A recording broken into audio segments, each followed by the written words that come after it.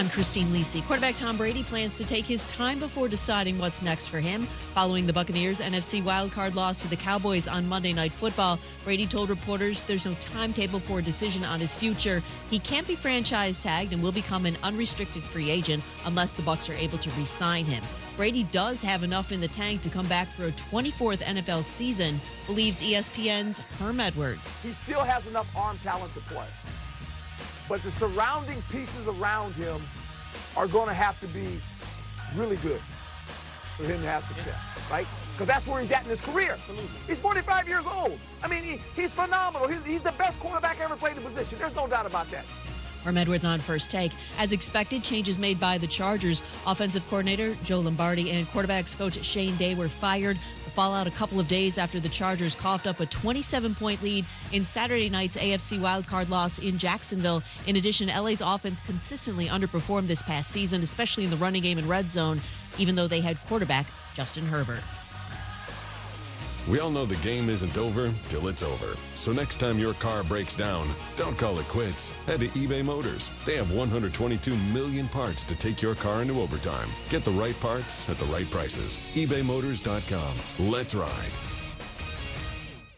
Matt Moscona. I'm very important. After further review. Say it one more time. After further review with Matt Moscona. And here we go. ESPN Baton Rouge, New Orleans, Alexandria. Live from the Mercedes-Benz of Baton Rouge studios. Let's ride.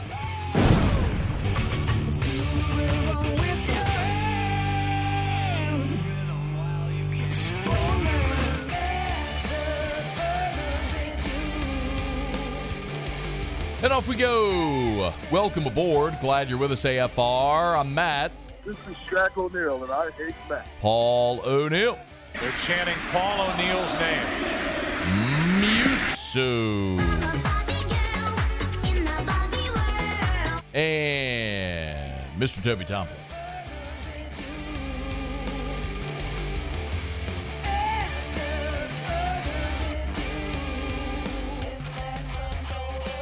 All right, we're here. Glad you are as well. Get out there and make it a good one. We are locked, loaded, a ton to do. John Brady in about 15 minutes. Kendall Rogers next hour. LSU baseball #1 in another preseason poll. Sean Salisbury in hour 3. And our chat with Sean today. Sean, we just can't quit him. We just cannot quit Sean Salisbury.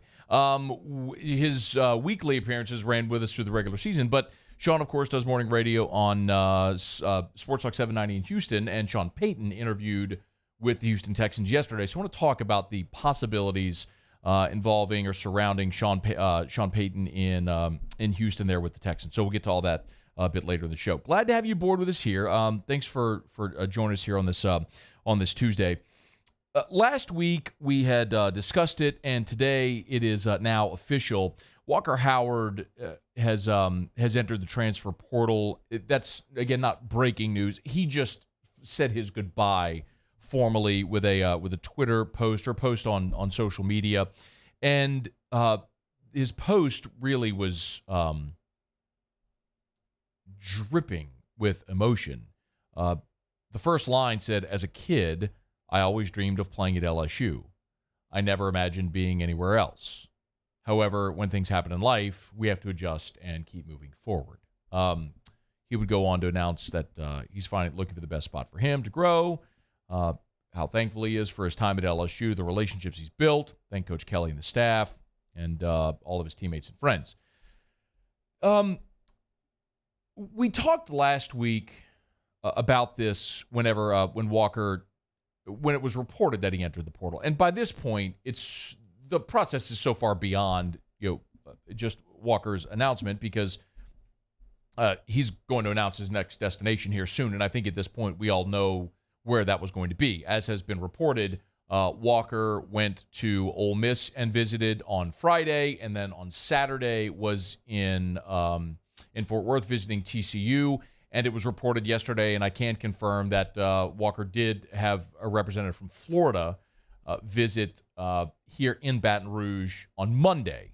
So it's basically decision time now, and all of the crystal balls that everyone is pointing out is saying Ole Miss, Ole Miss, Ole Miss, and I'm to believe that that's probably what's going to happen, but we'll see ultimately when a decision is made. What was interesting to me is, and I'll give you some disclosure here that I did talk to Jamie Howard today for about an hour, and he didn't mind me saying that. And the thing which struck me, and I want to be clear, I'm not. There's some stuff that we talked about that I'm just not going to disclose, obviously, and I think you can respect that. And I'm not here to act as a mouthpiece for the Howard family. That's certainly not my role. My role is to give opinions, but I'm also not here to tell you what to think. I think people will draw their own conclusions and will think what they will based on the information at hand. What struck me in a lot of the conversation that I had today with Jamie was, honestly, it was just confirming a lot of what we talked about a week ago, which is that, Walker's intention always was to sit for a year, and he did that. He redshirted, and then to have the opportunity to compete, which with both Jaden Daniels and Garrett Nussmeier returning would not be there.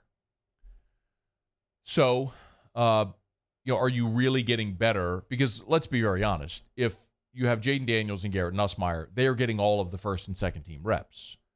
Walker Howard last year was your scout team quarterback. He was thrown to walk-ons, and no disrespect to those guys, but are you really improving as a player? And that's, I think, really the question. Are you really improving as a player if you're basically just giving the defense a look all year and not actually working with your receivers and timing and working with your offense? And I think all that those are fair questions, and those are the things that I think weighed on Walker in particular. And sort of that was confirmed today. We talked about it because, look, that was something we talked about for a year. We knew for a year. That was something I think that was confirmed today. But I was thinking about this earlier, and the hardest part, I think, for LSU fans or just for collective college football fans with the Walker Howard situation, in particular if he does pick Ole Miss, which, all the crystal balls and everybody's pointing out Ole Miss, and it makes a ton of sense, right? But if he does pick Ole Miss, what's interesting is he's going to a place where there is an incumbent. And oh, by the way, Ole Miss is also still pursuing Spencer Sanders, the Oklahoma State grad transfer.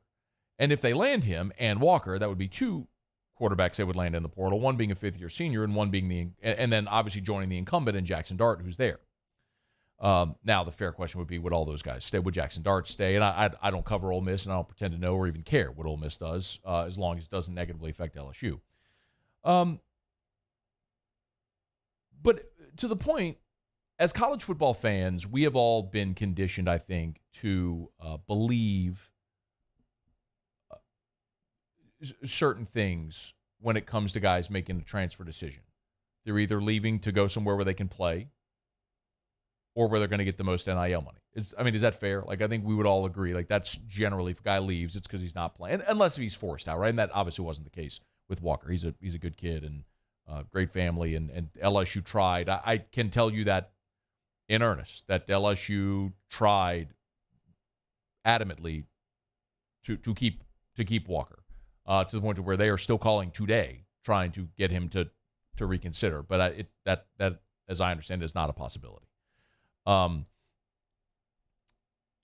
But I believe that for 9 out of 10 athletes, that's probably true. If a guy's leaving, he's going somewhere where he's going to be able to play, or he's taking the biggest NIL deal. And in this situation in particular, Walker is that 1 out of 10.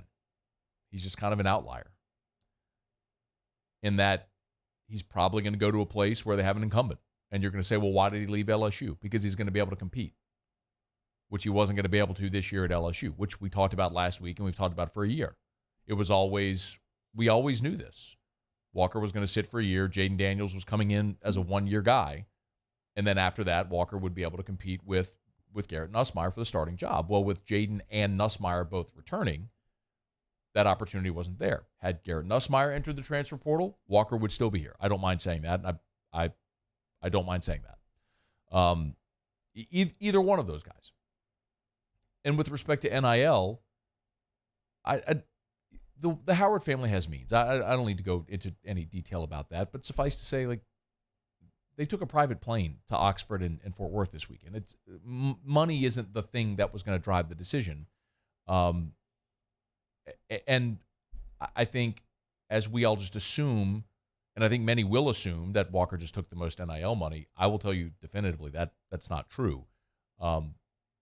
There were roughly a dozen schools that called on Walker. There was great interest, as you would imagine. He's a phenomenally talented young player. I mean, some of the scouting services had him as a 5-star, and he's got all the things you want. He's got lineage, obviously, with his dad being a quarterback, and he's a great kid, and he's got great makeup and all the physical ability you'd want and everything. I mean, all of that stuff would make him very, very desirable. But the things that we primarily think of, the opportunity to play right away or NIL money, while that would drive the decision for 9 out of 10 kids, that wasn't the driver here. And it really was an opportunity to go somewhere where he was going to be able to get reps to compete and grow and develop. So, you had two situations there with Ole Miss and with TCU, and everyone seems to be reporting it's Ole Miss, and if that's it or if it's TCU, we'll see. But either one of those situations would allow him an opportunity to compete, where at LSU that necessarily wouldn't be the case. But I think one of the things that struck me most, talking again earlier today with Jamie, was there's no ill will or bitterness at all, and leaving LSU was a very, very difficult decision for Walker. I mean, as he said in his statement, it was his only thing he ever dreamed of was playing at LSU. And let's be very honest, y'all. I know TCU just played in a playoff championship and got absolutely walloped. Whichever school Walker picks, if it's TCU, if it's Ole Miss, whichever it may be, he's essentially walking away from an opportunity to win a championship, because you're not going to win one at either of those schools. That may sound stupid, I get it, because TCU just played the championship game, but look how that went, right? You can get there, but you're not going to win it. And I'm sure that's tough. But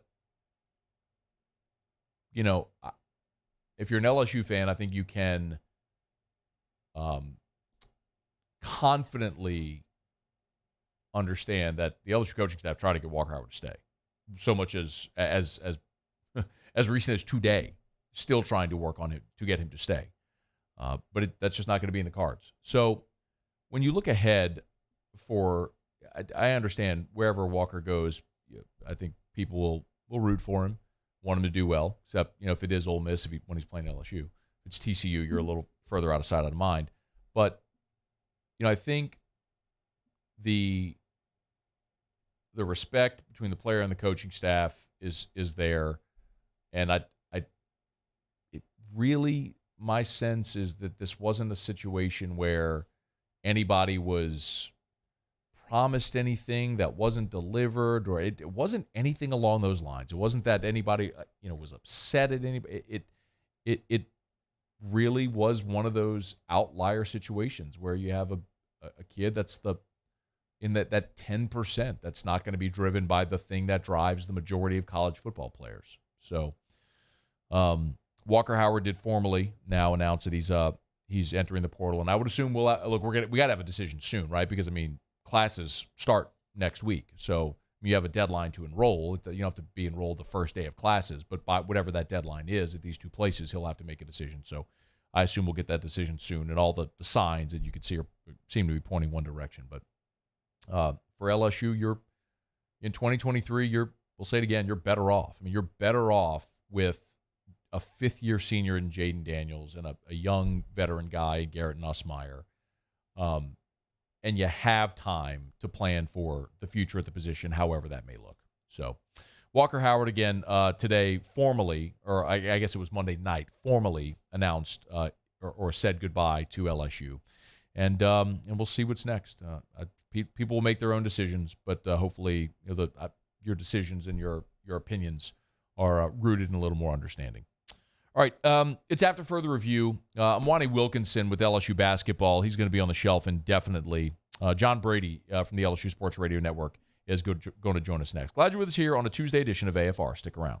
AFR, AFR is brought to you by River City's 1 Hour Air, where they're always on time or you don't pay a dime. 752-0001, 752-0001, 752-0001, or 1hourbr.com. That's where you can find them online. 1hourbr.com. Spell it out, O-N-E, 1hourbr.com. Nights, holidays, weekends, they'll always come out, and they'll never charge you extra to do so. That's at River City's 1 Hour Air. Weather's been kind of schizophrenic lately. I mean, we had, over the weekend, we had lows in the 30s. Today, we have a high near 80. So you might be flip-flopping back and forth from your heater to your AC and back and forth. And if that's the case and you have an issue with either of them, give our friends at River City's 1 Hour Air a call. Look for the big yellow vans and trucks with the giant clock on the side. You can't miss them. So many of your friends and neighbors trust River City's 1 Hour Air just like I do. And I always, always, always encourage you, read the reviews.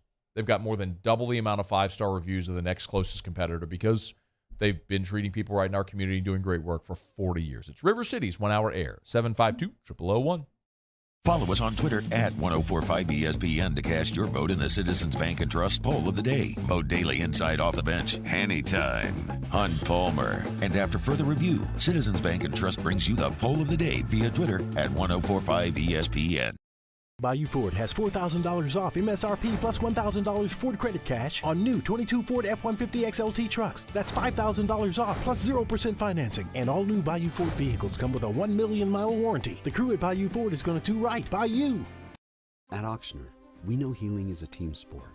That's why we've partnered with world-renowned orthopedic surgeon Dr. James Andrews to create the Auctioner Andrews Orthopedics and Sports Medicine Institute. Whether you're a professional athlete or a weekend warrior, our team of specialists are dedicated to getting you back in the game. So whatever your reasons are for reaching your personal best, we've only got one. You. Auctioner Andrews Institute. Long live you. Time doesn't stop, and the world keeps spinning. Community, culture, and communications. The powerful circle that connects us together. We're creating the next evolution. A network built for every possibility, moving faster than ever before, streaming us forward into the future. And the revolution is closer than you think. RTC, ETEL, and Vision are now Rev. New name, same company. There it is, the extra mile, on the border of expected and extraordinary for those willing to go further, like vans customized for work or play. With safety and tech to keep you connected. Supported by a 5-star sales, service, and finance team. And backed by the 1-star you know. So go the extra mile. It's never crowded because so few have what it takes to go there. Mercedes-Benz Vans. Louisiana. It's a place defined by culture, by pride, by passion, by people who do more than love this place. They celebrate it, elevate it, champion it. They are the individuals who embody what makes Louisiana great. The companies that make Louisiana a better place to work and live. The nonprofits leading transformational change in our communities. Champions of Louisiana are all around us, and LWCC is proud to celebrate them because we've always been Louisiana loyal, supporting the workers, the innovators, the change agents of this great place we call home. Who are the champions around you? Together, we can share their stories. Together, we can help our home state thrive. Together, we are the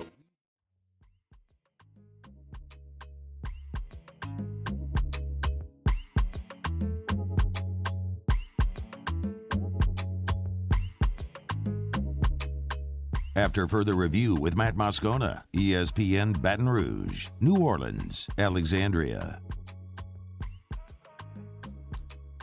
Matt McMahon announced that Mwani Wilkinson is going to be out indefinitely with a shoulder injury. Tigers will be even further shorthanded as they move through a pretty brutal stretch of the schedule. John Brady, LSU Sports Radio Network, good enough to spend a couple of minutes with us here. Coach, we always appreciate the time. How are you? I'm doing well, man. Everything's good. Well, glad to hear that, and we appreciate the time. I want to talk two different angles today. Number one is sort of the micro of the season. Number two would be the macro in the big picture of the program right now. And obviously, I think everybody knows it's been a little bit of a rough stretch. But, I think there's a lot of similarities with what Matt McMahon inherited and actually what you did back in 1997. When put us in Matt McMahon's shoes, what's it like going through this right now, knowing you're building, but you're going to take some lumps while you build? Well, you're right about that. There's no way to avoid it unless that you really did something significant in the portal. The biggest difference in where we were all those years ago with where it is now, if you transferred, you had to sit out. There was no transfer portal where you could go pluck somebody and they play immediately. So we played the first year with, minimal players. We scrambled just to sign some guys to fill a roster.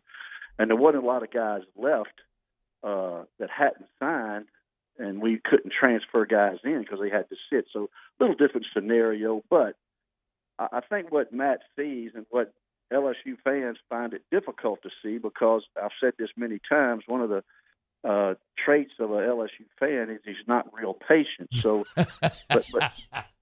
but you've got to go through some of this to get where you want to be. And I think that the biggest judgment is the team, do they look well coached? Are they playing hard? Are they doing the best they can with what they have? And I reflect back to the first year.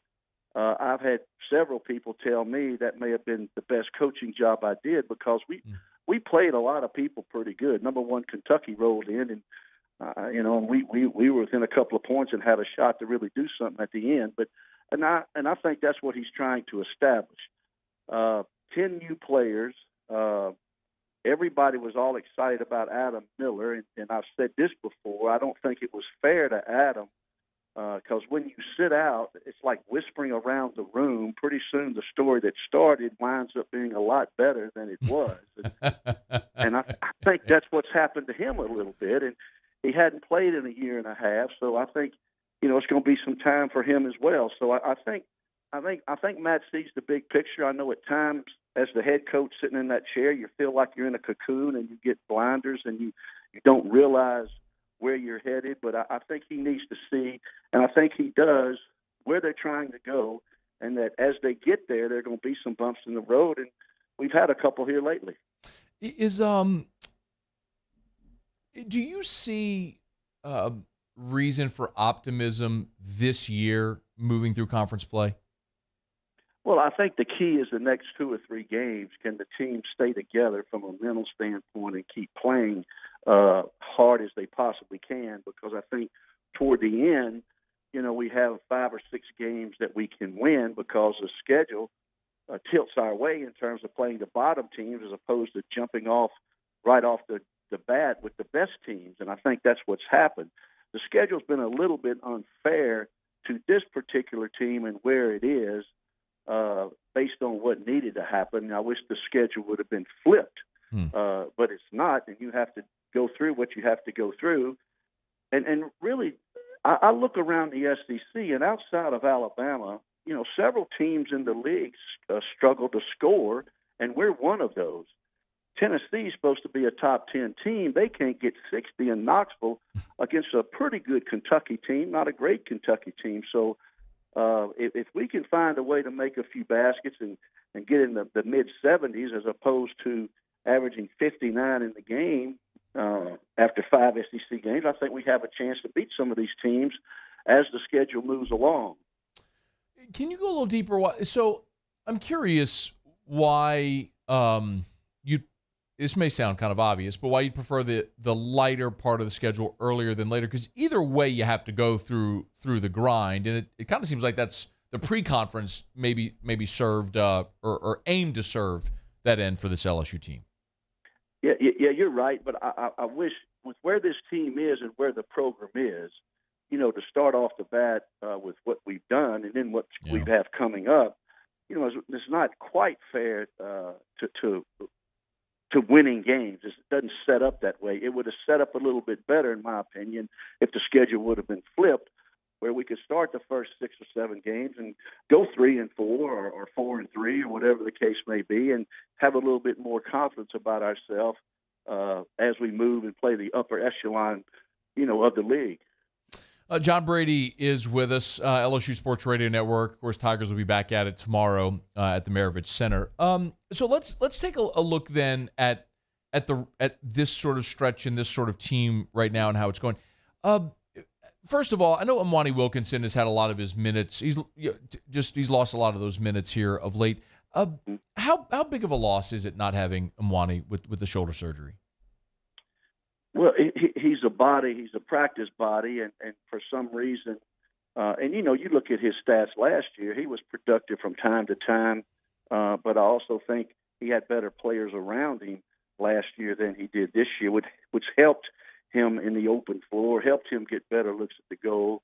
But he never was a big scorer. He had a few games where he did pretty well, but for some reason, his production with this particular group and this particular team wasn't as good as they may have wanted, and so he lost playing time. And that's one thing Matt McMahon has done. If a guy had been productive, he'll put somebody else in or change the lineup to accommodate and reward players in the practice. So, I think he's got a shoulder problem, may have surgery, may not play the rest of the year. But it's a body for practice. But in terms of production, I don't think it affects this team in games much at all. Okay. We also saw Cam Hayes is going to return. How big of an asset is that? Well, I've been looking for a consistent third scorer. K.J. Williams and Adam Miller are good players, but they can't carry the load by themselves in terms of scoring the ball. And Cam Hayes has the ability to score the ball. He played against Alabama and hit some nice baskets against them in the second half. And I think he needs to emerge as a consistent third scorer for this team to have opportunities to beat some people, particularly the people that they have an opportunity to beat as this thing moves along. But we haven't found a consistent third scorer. Fountain had some moments against Alabama, but it's like I've said on the air against Kentucky. I said we needed to make 8 or 9 threes. We made 11, had a chance, because I don't think this team has enough around the basket to score against the length of a Kentucky, certainly the length against Alabama and the speed and quickness which they have. So I think we have to be consistent from the arc, make 7 or 8 threes a game to open up something in the middle. And if we can't shoot it from the arc, I don't believe we're going to beat many people driving it to the goal or throwing it to the post because of the length of some of these other teams that we're going to face. Coach, I got 2 more for you. Number one, just specifically the Auburn matchup. Could you give us a thumbnail on what we can expect Tigers versus Tigers? Well, Auburn's a strange team, and I don't think that's a bad shot has ever come out of Bruce Pearl's mouth. So you're going to see a team. Auburn is athletic, but they have struggled to score it as well. I think much like Arkansas, you can't let them get easy baskets. They can't get to the line 20-plus times. They can't get layups off of your turnovers. They can't get second shots. And if you can limit those for Auburn and make them beat you with jump shots, you have a chance in that game. But if LSU gets up and down the floor and turns it over and makes errors that lead to easy baskets, give up offensive rebounds, and lose the free throw line, they'll have a difficult time winning. So the more half court they can play against Auburn, take care of the basketball, rebound it even, I think they'll have an opportunity to win the game. And last thing, when you do look ahead, what do you see from Matt McMahon, from maybe this team and sort of the culture he's building that would give people reason to believe that even despite the struggles right now and what we're likely going to see here over the next 3 weeks or so, that it is going in the right direction? Yeah, I think I believe that. I believe it's going in the right direction by the way they're trying to play and what they're trying to do. He's totally different than Will Wade's approach, and I don't think you can compare those two guys because, Matt's going to do what he likes to do, what he's comfortable with. The difference, the problem is, well, not a problem, but the challenge is if these players on this team, if they don't see themselves getting better, 2 or 3 of them transfer, 3 or 4 of them they decide not to bring back, you're bringing in another 8 players a year from now. And to build programs in college basketball at this level isn't what it used to be. I used to love bringing in freshmen, watching them grow, getting them better. The fans see them improve over the course of 2 or 3 years. and you build a team. I think now with the transfer, as easy as it is, the portal's out there. I don't know if you build programs anymore. I think you try to maintain programs or get them better in a quick way. And if you miss in the portal on 3 or 4 guys, don't make progress, then people start questioning, is this the right guy? Yeah. Well, another opportunity, another swing for the Tigers tomorrow against the Tigers. 6 o'clock tip. Of course, you can hear it on our sister station, Eagle 98.1, affiliate to the LSU Sports Radio Network. It'll be John Brady and Chris Blair on the call. Coach, we always appreciate a couple of minutes. Thanks so much for your time. Anytime, man. Thanks, man. All right, be well. It's After Further Review. We're brought to you by Relief Windows and ReliefWindows.com. Energy-efficient replacement windows, beautiful entry doors, hardy plank and vinyl siding. That's Relief Windows, where you get experience, quality, and service. The experience, of course, more than a decade in the greater Baton Rouge area. The quality, the highest quality windows and doors and siding products that they install, and the service is really what sets them apart at Relief Windows. Experience that service, that level of customer service, and you'll come back every single time. It's Relief Windows. Experience, quality, and service. Relief Windows and ReliefWindows.com. All right, it's After Further Review. We're glad to have you aboard with us. Thanks to John Brady for joining us here on the show. Kendall Rogers in 30 minutes, of course, managing editor from D1 Baseball. D1 Baseball today put out their preseason top 25 for college baseball, and surprise, surprise, your Fighting Tigers of LSU are the preseason number 1 team in college baseball. It's a broken record at this point. We've talked about it. LSU is going to have gobs of talent. They should have the most talented roster in college baseball. Can they put it together and win a national championship, which, of course, would be the program's 7th? That's what will play out between 4 weeks from now and the end of June. But we'll talk about it with Kendall Rogers coming up in 30 minutes from right now. Quick break. We'll come back and go around the SEC. Stick around. AFR. There it is, the extra mile. On the border of expected and extraordinary for those willing to go further, like vans customized for work or play, with safety and tech to keep you connected, supported by a 5-star sales, service, and finance team, and backed by the 1-star you know. So go the extra mile. It's never crowded because so few have what it takes to go there. Mercedes-Benz Vans. Gulf Coast Bank and Trust is giving our customers the power to bank anywhere, anytime during this challenging event. And we're right there with you. Our mobile banking app is a smart way to manage your money and time. Gulf Coast Bank and Trust, the bank that cares about you. Moon Griffon is back. The voice of Louisiana politics makes his return to Baton Rouge. Catch the Moon Griffon Show weekdays from 9 to 11 a.m. on Talk 107.3.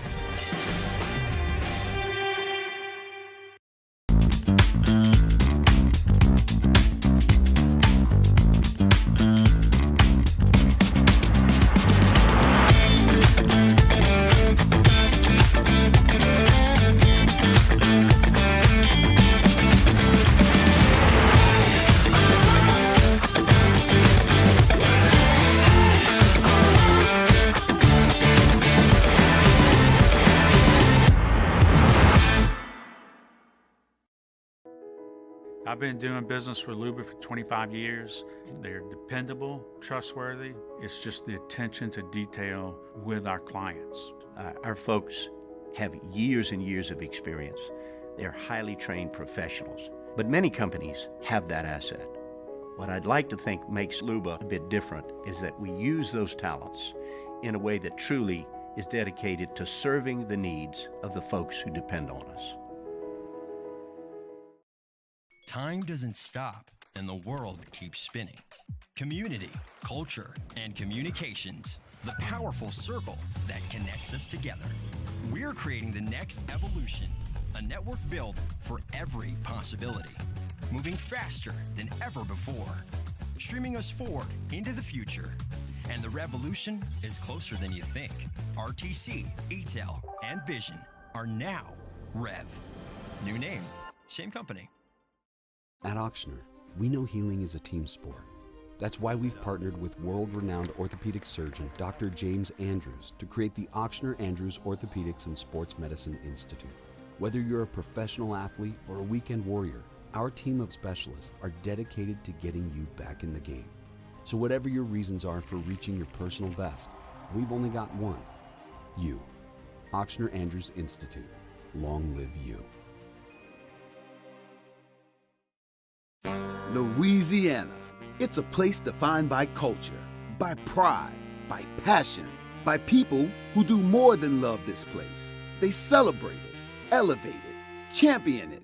They are the individuals who embody what makes Louisiana great. The companies that make Louisiana a better place to work and live. The nonprofits leading transformational change in our communities. Champions of Louisiana are all around us, and LWCC is proud to celebrate them because we've always been Louisiana loyal, supporting the workers, the innovators, the change agents of this great place we call home.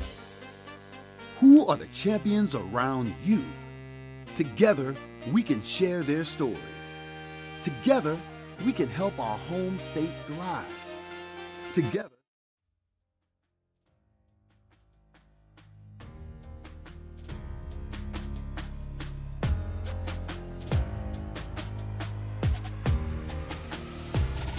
After further review with Matt Moscona, ESPN Baton Rouge, New Orleans, Alexandria. Is that a new jam, Muse? Did we change it up a little bit? Yeah, you like that one? No. Okay. No. Is that part of the unlicensed music rotator? No. This is I found this one.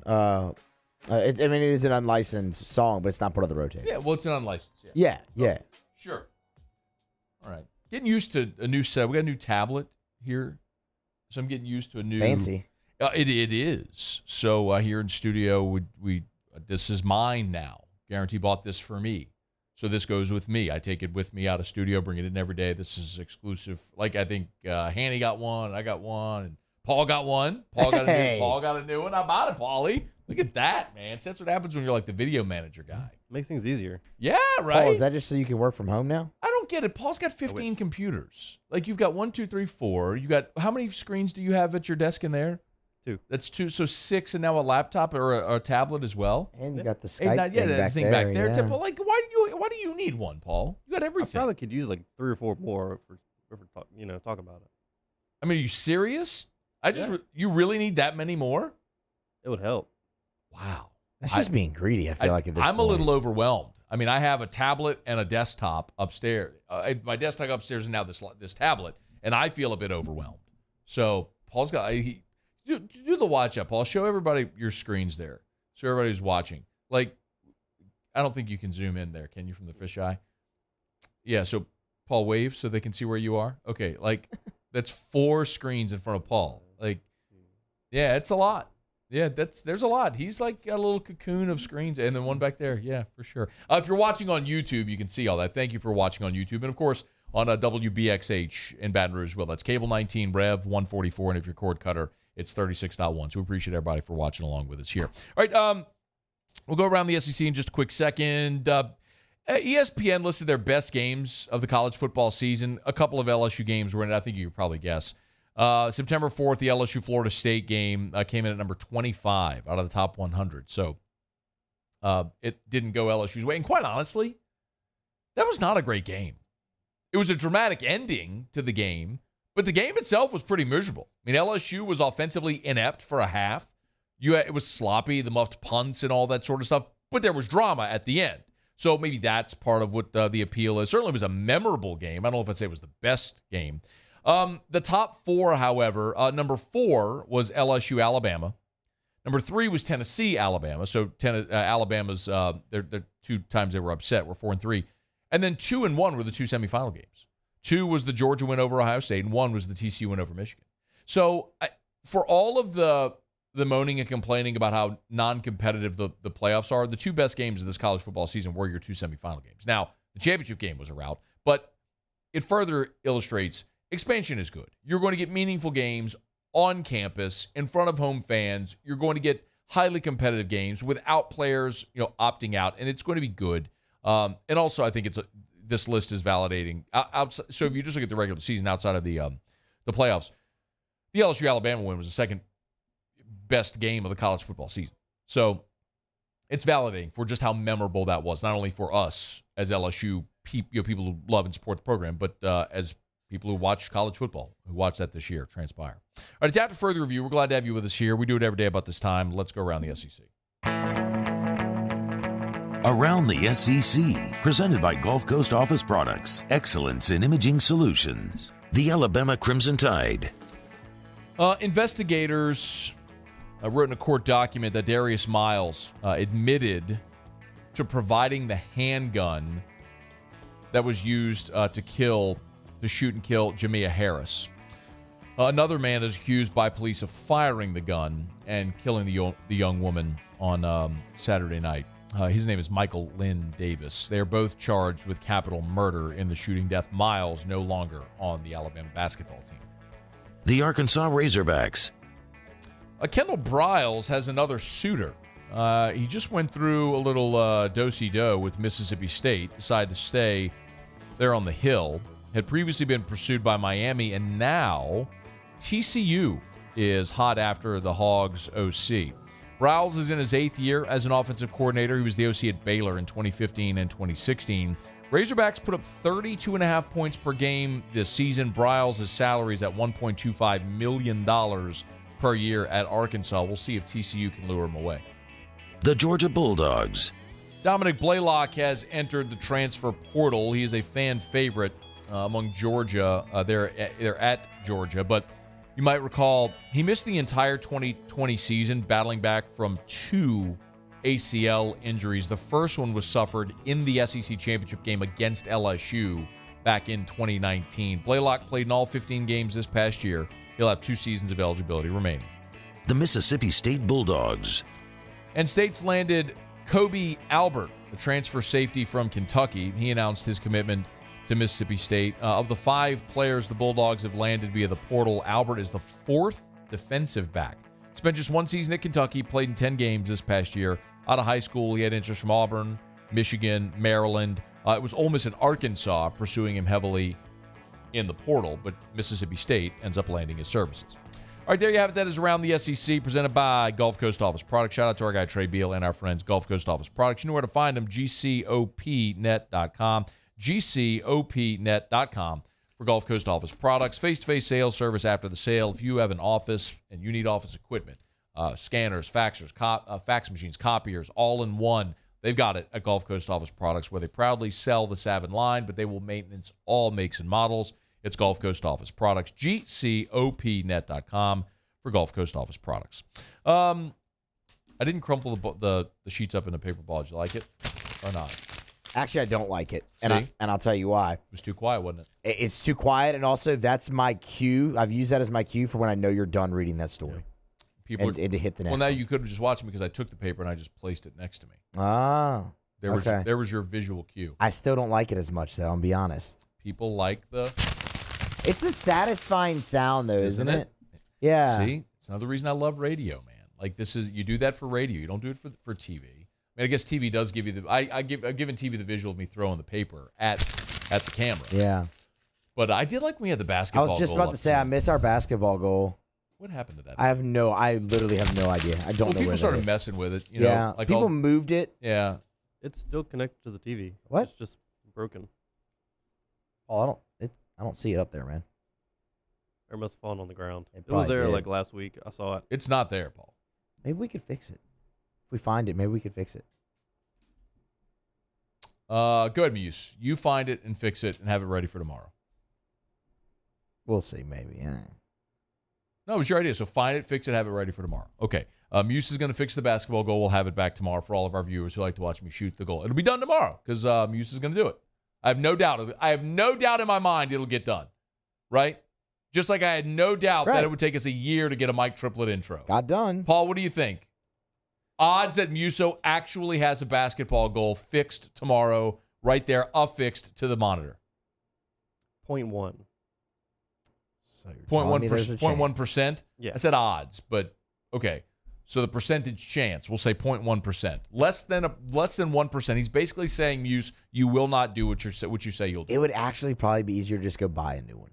Muso, go buy a new one and have it affixed. Let's just be a problem solver and fix our problem for tomorrow. How about that? We'll do our best. That's the problem with the youth of America right there. We'll do our best. No doing your best. Just do. Muse, let's have a basketball goal tomorrow. I have faith in you. Thank you. I appreciate that. I'm giving you a 3% chance. Hey, look at that. I mean, a massive multiple on top of Paul's 0.1. Yeah, that's I believe in significant. You, Muse. Let's get that done for tomorrow. All right. It's after further review. We'll knock out a quick break. Kendall Rogers in 15 minutes. Don't you move. AFR. There it is, the extra mile. On the border of expected and extraordinary. For those willing to go further. Like vans customized for work or play. With safety and tech to keep you connected. Supported by a 5-star sales, service, and finance team. And backed by the 1-star you know. So go the extra mile. It's never crowded because so few have what it takes to go there. Mercedes-Benz Vans.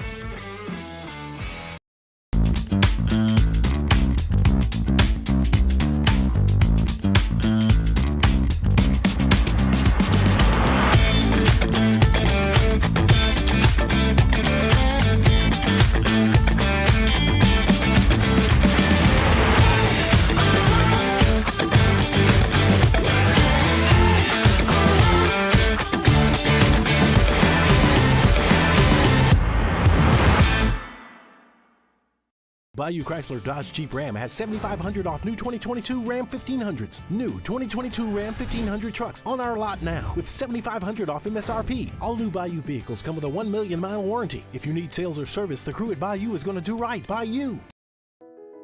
I've been doing business with Luba for 25 years. They're dependable, trustworthy. It's just the attention to detail with our clients. Our folks have years and years of experience. They're highly trained professionals, but many companies have that asset.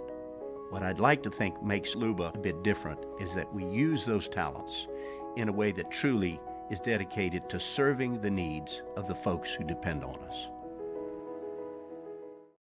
Time doesn't stop, and the world keeps spinning. Community, culture, and communications, the powerful circle that connects us together. We're creating the next evolution. A network built for every possibility, moving faster than ever before, streaming us forward into the future. And the revolution is closer than you think.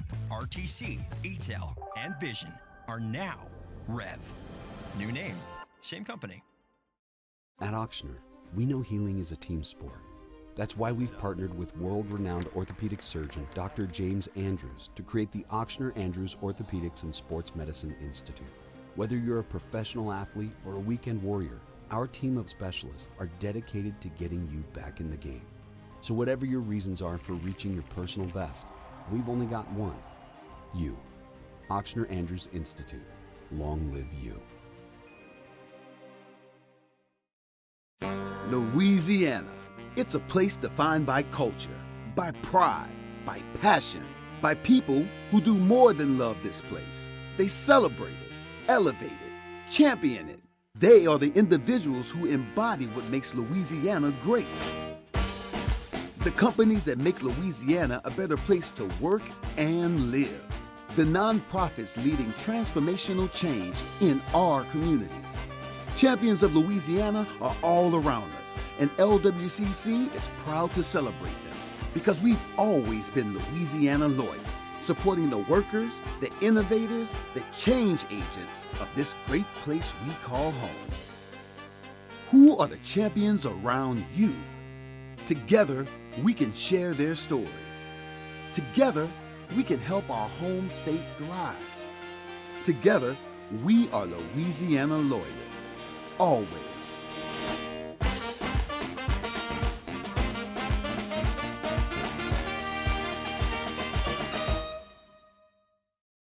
Start your day with news and newsmakers.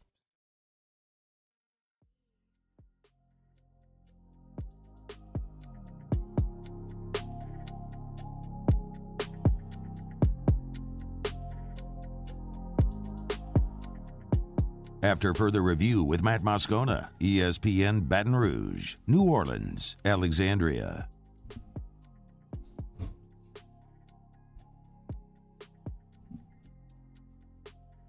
Hit my funny bone. Hate that. It's not funny. I know. Gosh. It's not. Well, it's your humorous. Right. I mean, I get it. Yeah, but. Spelled different. Yes. Yes. What are those spelled different but sound the same? It's a homophone. Homophone. Yeah. A homonym is when it's spelled the same way. Okay, but has a different meaning. So the root, homo, H-O-M-O. Same, yeah. Same. Right. Nym, name. Homo sapien, all that phone, stuff. Yeah. Phone, phonics, as in phonetics. So you say it's said the same. Humorous and humorous, spelled differently, however, with different meanings. Homonym. Grammar nerd lesson of the day for all of you. Yeah. That's a free one. How about it? Okay. Hey, if you were watching the game last night, did you make it to the end? I did. Yeah. Oh, of course you made it to the end. I had the under, man. You think I was turning that off? Out that under. Okay, so I would understand why the majority of people probably don't care about this, but if you are a bettor and you were paying attention and you had the under in that ball game, well, first of all, 4 missed PATs by Brett Maher. I mean, thank you. Thank you. But in a game which was cruising to the Dallas Cowboys, it was over, and Tampa ends up scoring late. They get the 2-point conversion, so the game total is now at 45. Okay, so we bet the under, which was 45.5. So at 45, you're good. Well, there's 2 minutes left in the game, or less than 2 minutes. Tampa down 30. What was the score at this point? 31-14. 31-14. It's over. Well, they onside kick, and they get the freaking onside kick. Butterfingers over there for Dallas. It's so good. You got to be stinking kidding me, man. Like, are we really going to lose? I mean, I thought it was over. As did I. I tweeted, as is customary, I tweeted at Scott Van Pelt and Stanford Steve about bad beats because I just knew that I was going to be just ruining the moment because of bad beats and what was about to transpire. But then the other part of it, which is we were only in that situation because a guy missed 4 PATs, which is patently absurd. There's no way the game should have gone over. So better their bad beat than mine. Either way, this game was going to end up on bad beats. Right? I mean, either way. Sure. Either way. It's because a guy missed 4 PATs. And that's brutal, if you had the over and you missed because a guy missed 4, just make one of them. One more. One more. Just one. And you got the over. But thank you, Brett Maher, for stinking yesterday. Now, of far greater consequence, and we have a bit of levity here now because it looks like we're getting really good news. Just before Tampa did score their final touchdown, Russell Gage, former LSU Tiger, of course, from Redemptorist, and took a really big hit to the neck from safety Donovan Wilson and tried to get up and couldn't, and then they ended up taking him off the field on a stretcher in a game that was completely out of reach with 2 minutes to go. It was not that it's ever okay, but certainly in that moment it was even more just heart-wrenching with the context of the DeMar Hamlin situation 2 weeks ago, all fresh on everybody's mind. It was just it was a jarring moment, but thankfully we got word that Russell Gage did have feeling in all of his extremities, and then Russell Gage did tweet earlier this afternoon. I'll read it to you here. I appreciate all the text, calls, thoughts, and prayers you all have expressed towards my family and I. I just wanted to let you all know that I'm doing great and in great spirits. Thank you, and the little prayer hand emoji. So. Thankfully, Russell Gage is doing really well, and looks like he's well on his way to recovery, which is fantastic news. So, Bucs season came to an end. Something I do want to talk about next hour is what's next for Tom Brady, and that's going to be a very obvious part of this offseason. Is Tom Brady is his career done? Is he going to play again? If he does, it most certainly will not be in Tampa Bay. So what potential options are out there? We'll get some of that coming up here in the next hour. All right, it is After Further Review. We're brought to you by Hudco Roofing, HudcoRoofing.com. Do business with someone you know. Tell you every day, Hudco Roofing, HudcoRoofing.com. I actually got a text on my show text line from a gentleman who was asking if we do metal roofs, and we most certainly do. He was asking about a metal roof in St. Charles Parish that they need replaced and some soffit work and fascia. Absolutely, we do that. If it's metal roofs, if it's shingle roofs at your home, if it's slate or tile, of course, we talk about the commercial jobs we do all the time. If it's TPO, We'd love the opportunity to bid on a large-scale commercial job if you have a large commercial building. We'd love the opportunity to do that. You can reach out at HUDCOroofing.com, HUDCOroofing.com. Fill out the free inspection form right there on the homepage. It'll take you 30 seconds. Or you can always give us a call, 364-1007, 364-1007. That's in the Baton Rouge area. But if you're Baton Rouge, New Orleans, Lafayette, Bossier, we have an office in all locations. You can call the number. The numbers are all there at the top of the homepage. Just go to HUDCOroofing.com. That's HUDCOroofing.com. Do business with someone you know. HUDCO Roofing and HUDCOroofing.com. All right, glad to have you aboard with us here. It is a Tuesday edition of AFR. We'll knock out our top of the hour break. Get caught up on national headlines from SportsCenter. When we come back, LSU preseason number 1, according to D1 Baseball, the managing editor of D1 Baseball. Our good buddy Kendall Rogers will join us coming up right after SportsCenter. Stay here. AFR. You know, in South Louisiana, where it's wet and humid, mold is just a big part of our reality. That's why Mold Zero is such an asset to so many. Mold-0USA.com, mold-0USA.com is where you can go to learn more about Mold Zero and their patented non-toxic dry fog treatment. It's mold-0USA.com. Call Jim Woodworth and the gang over there. They'll always give you a free estimate at Mold Zero and let them explain the process. They can walk you through what they do, which is pretty easy. They'll bring the truck, they'll spray the fog, they'll kill all the mold. As soon as the fog dissipates, you can go back in. Totally safe for your family, for your pets, for your plants. It's Mold Zero USA. Mold-0USA.com. Servicing Greater Baton Rouge and Greater New Orleans. Mold Zero USA. I'm Chris Nakamoto, and here's what I'm working on for my stories on WBRZ Channel 2 tonight. The state appears to be the holdup in getting a criminal case off the ground against a West Baton Rouge Sheriff's Office employee accused of stealing money. The district attorney saying his hands are tied. Meanwhile, we have new details about why the feds are involved. Our sources saying they are checking to see if the missing money may have been from citations written through a federal grant. I'm Chris Nakamoto from WBRZ. Watch more tonight on WBRZ Channel 2.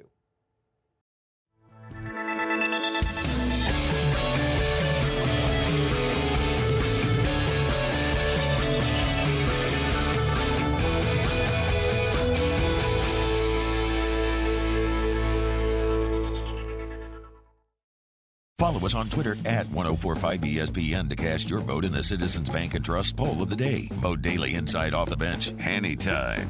Hunt Palmer. And after further review, Citizens Bank and Trust brings you the poll of the day via Twitter at 1045ESPN.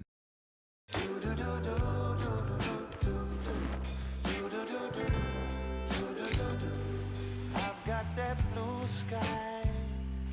I've got that sunshine.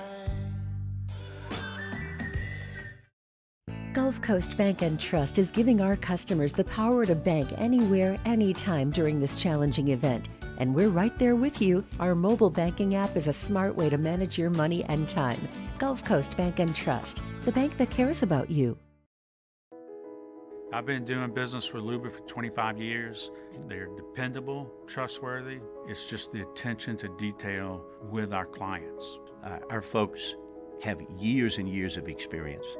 They're highly trained professionals, but many companies have that asset. What I'd like to think makes Luba a bit different is that we use those talents in a way that truly is dedicated to serving the needs of the folks who depend on us. Time doesn't stop, and the world keeps spinning. Community, culture, and communications, the powerful circle that connects us together. We're creating the next evolution. A network built for every possibility, moving faster than ever before, streaming us forward into the future. And the revolution is closer than you think. RTC, ETEL, and Vision are now Rev. New name, same company. At Auctioner, we know healing is a team sport.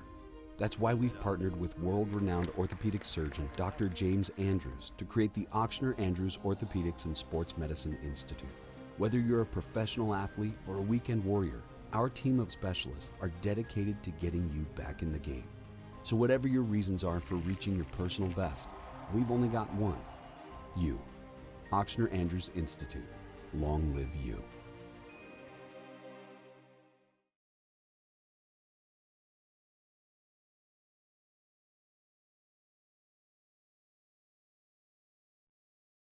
This is SportsCenter. I'm Christine Lisi. What does the future hold for quarterback Tom Brady? He has no timetable for his decision on what's next. After the Buccaneers' NFC wildcard loss to the Cowboys, Brady told reporters he's taking it day by day. The 45-year-old can still be the difference for a team contending for a championship with the right circumstances, believes Canty and Carlin co-host Chris Canty. Put him in a situation where the supporting cast could accentuate what he does well or carry him to the point where he can be a difference maker. In particular, this aspect of the game, situational football, third downs, 2-minute, red zone. That's the kind of thing that Tom Brady needs to be set up for in order to have success now. Our Chris Canty on Greeny. 3 days after the Chargers' colossal playoff collapse in Jacksonville, the team fired offensive coordinator Joe Lombardi and quarterbacks coach Shane Day. Changes had been anticipated after Saturday's game, one in which LA had only 320 yards and 3 TDs. Even though its defense forced 5 turnovers, it appears that for now, head coach Brandon Staley's job is safe. Do you own or rent your home? Sure you do. Fortunately, Geico makes it easy to bundle your home and car insurance. It's a good thing, too, because having a home is hard work. Go to geico.com, get a quote, and see how much you could save. Geico.com. Easy.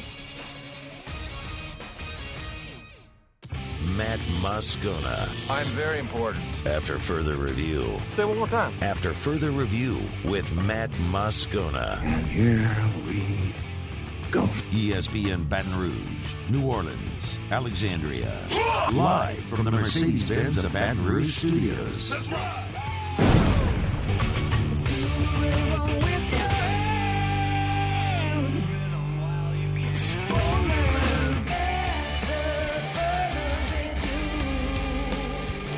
Hour 2, off we go. Welcome aboard. Glad you're with us. AFR, I'm Matt. You're a loser, Matt. Paul O'Neill. They're chanting Paul O'Neill's name. Musso. And Mr. Toby Tomplay.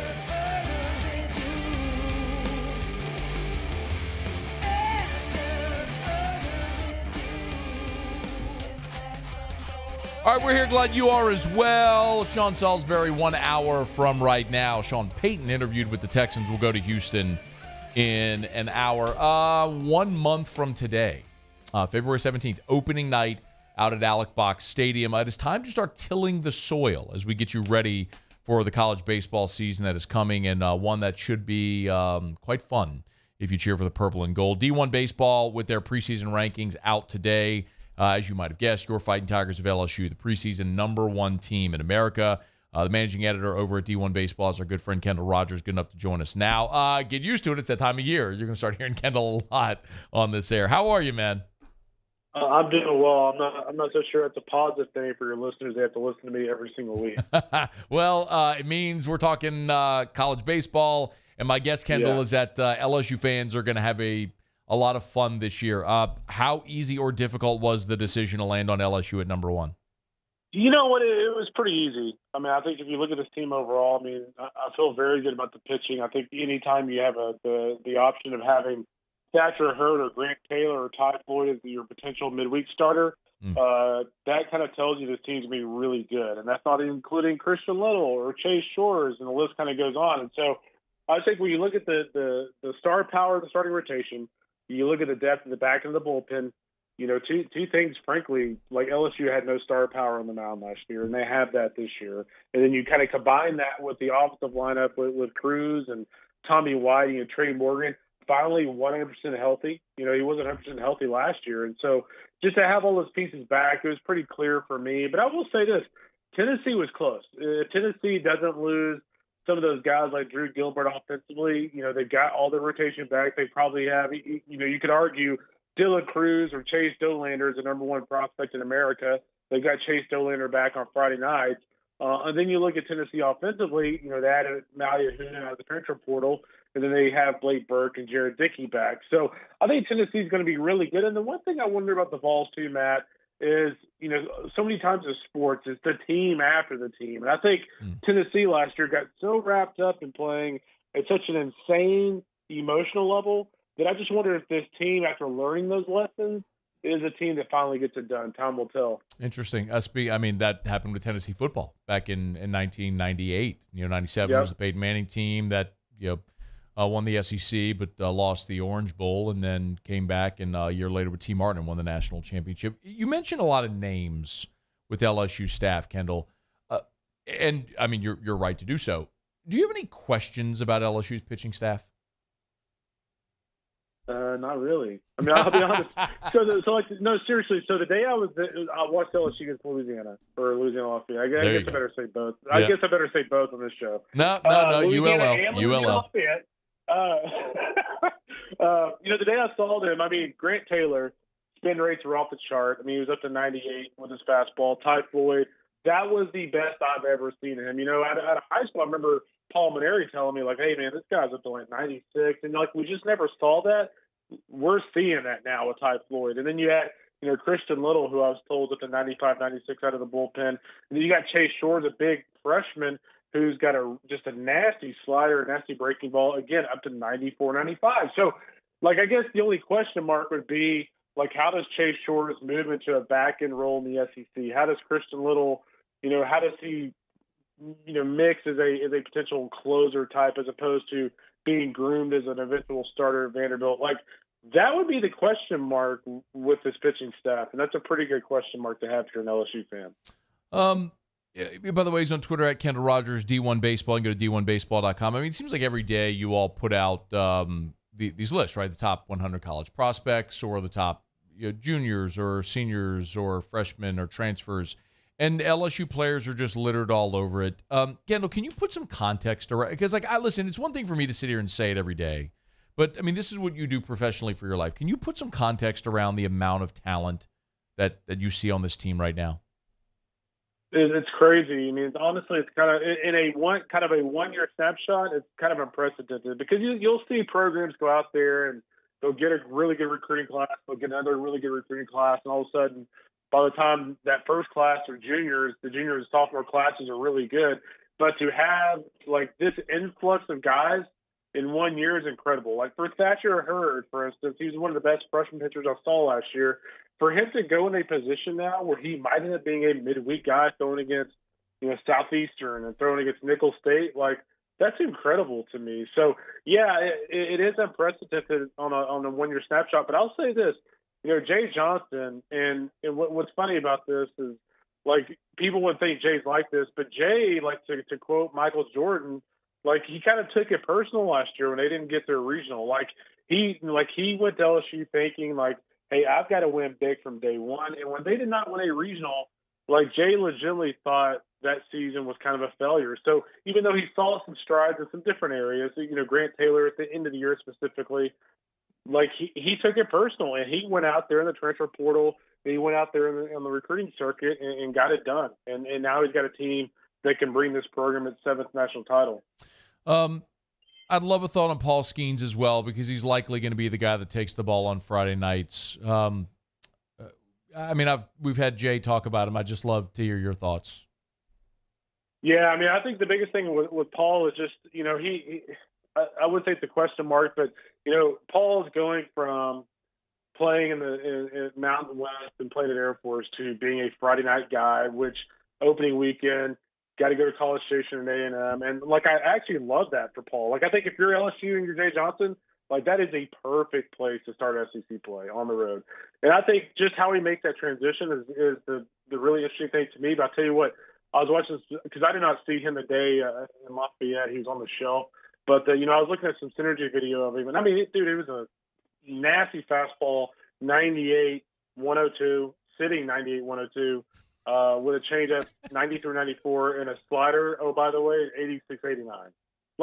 If you can throw those 3 pitches for strikes, I don't care if your sliders are below average, you're going to punch out a lot of dudes. And so I have no reason to think you won't have a great year. Yeah. He is Kendall Rogers, D1 Baseball. I want to talk about the rest of the league. We talked about Tennessee there for a second. What about the other teams? And I'm counting it right here. 1, 2, 3, 4. You had 5 of the top 7. 6 of the top 8. And then number 10, Vandy, 20, Alabama, and 23, South Carolina. So 9 teams ranked in your preseason top 25. Give me the skinny on the overview on the SEC as a whole heading into the season. Really good. Yeah. I mean, I'll be really honest with you. I mean, we did kind of a group vote on these teams in the top 25, and I actually think I like a team like Auburn more than, or at least I have more conviction in a team like Auburn than I do Alabama and South Carolina. But I'll say this about the Crimson Tide. Brad Bohannon, I feel like, has been kind of on the cusp of not necessarily making them an elite program, making them a postseason mainstay. And when you look at Alabama, what's the common denominator with really good teams in college baseball? They've got a lot of experience, and that's Alabama has a lot of that. I mean, they've got 7 guys in their starting lineup that are 4-year players or 5th-year players. They've got their entire weekend rotation back. Ben Hess, Gary McMillan, Jacob McNary, guys like that. They've got a lot of guys back on the mound, a lot of guys back offensively. And then South Carolina, you look at the return of a guy like Will Sanders, who's one of the best pitchers in the SEC. They may eventually get Noah Hall back this year. They kind of went the A&M formula, went and raided the portal for some upperclassmen during the offseason. So they made some strides. But I'll tell you what, ranking the SEC this year was extremely difficult because, I mean, honestly, like outside of Kentucky and Missouri, I actually like pretty much every team. And so somebody's got to finish in 11 and 12 spot. The question is, who will those 2 teams be? No Mississippi State in the preseason top 25. What are you expecting from the Bulldogs? Yeah, I mean, I just think it's one of those. I don't want to call it a national championship hangover, but I mean, I think it's just one of those teams where, without Landon Sims and Stone Simmons and guys like that last year, they obviously faltered. But I just think when you look at State on paper right now, you're just looking at the rotation. You're going, okay, like where are the dominant arms, coming from? Like when they face off with Skeens, or they face off with Detmer at A&M, or they face off with Chase Dolander at Tennessee, like who is shutting those teams down? And, like, for now, I don't really see that guy as from Mississippi State. So it's not like they're void of talent. They've got plenty of talent. But some of their roles, just who's going to be their frontline guys on the mound is the question mark for me. Who challenges outside of the SEC nationally? I think Stanford's going to be really good. I mean, that was a team that obviously earned plenty of respect last year with the way they played down the stretch. I would say this is the most interesting team in America, Wake Forest. We've got them at number 6 in the country. This is a squad that finished at the very bottom of the ACC last year. But let's not forget, 2 years ago, Virginia Tech finished near the bottom of the ACC. And what happened? They ended up being a top 8 seed in a super regional host. So Wake Forest kind of going the same path. Wake Forest, one of the more talented teams in the country with Rhett Lauder, on the mound and Nick Kurtz at first base. They are loaded talent-wise across the board. But again, they don't have that culture of winning, and can they overcome kind of the past of, Wake Forest underachieving? We'll see. But Wake is a really interesting team for me. Then Oklahoma State, at number 9, I think with, getting Jerron Watts Brown from Long Beach State as a transfer, he was one of the top transfers during the offseason. They get Rock Ruggiero back, Nolan McLean, who's former quarterback for the Pokes. He's up to 98 with his fastball. He's back for another year. So keep an eye on Oklahoma State as well. Kendall Rogers on Twitter at Kendall Rogers. I'll give him a follow. D1Baseball.com. D1Baseball.com. College baseball. We are 1 month away from the start of the season. We appreciate it, man. Thanks so much. You got it, brother. Be good, man. Thank you. Same to you. Be well. It is After Further Review. We're going to do a weekly segment with Kendall throughout the baseball season. We're looking forward to that. So every Thursday, Kendall will be with us in hour number 3 to preview the weekend in college baseball and certainly preview the LSU series that weekend as well. So he's the best, and we want to bring you the best, so we're excited to have Kendall with us every week during the baseball season coming up 1 month from today. All right, it's After Further Review. We'll knock out a quick break. What is next for Tom Brady? If he does play, what are the realistic options? We're going to go through some of that next on AFR. AFR. Get Gordon and get it done. Been telling you about Gordon McKernan Injury Attorneys. Of course, if you're an injured person in the state of Louisiana and you need representation, you know what to do. Do what injured people in our state have done for more than 30 years. Get Gordon and get it done with Gordon McKernan Injury Attorneys. Gordon and his team are incredible with the offices all over the state of Louisiana, including right here in Baton Rouge. You can go to getgordon.com. That's getgordon.com. And, of course, Gordon does tons of outreach throughout the community and the communities that he represents. We always tell you about Gordon McKernan Injury Attorneys. There are many creative ways that Gordon goes about marketing right now. It's not too late. You can win $2,500. You can win $2,500 with the Get Gordon Dance Challenge. Post your video dancing to the Get Gordon jingle. Follow all the instructions there on their social media and find out how you could win $2,500. It's getgordon.com. Go to getgordon.com. Get Gordon. Get it done. Bayou Ford has $4,000 off MSRP plus $1,000 Ford credit cash on new 22 Ford F-150 XLT trucks. That's $5,000 off plus 0% financing. And all new Bayou Ford vehicles come with a 1 million mile warranty. The crew at Bayou Ford is going to do right by you. Gulf Coast Bank and Trust is giving our customers the power to bank anywhere, anytime during this challenging event. And we're right there with you. Our mobile banking app is a smart way to manage your money and time. Gulf Coast Bank and Trust, the bank that cares about you.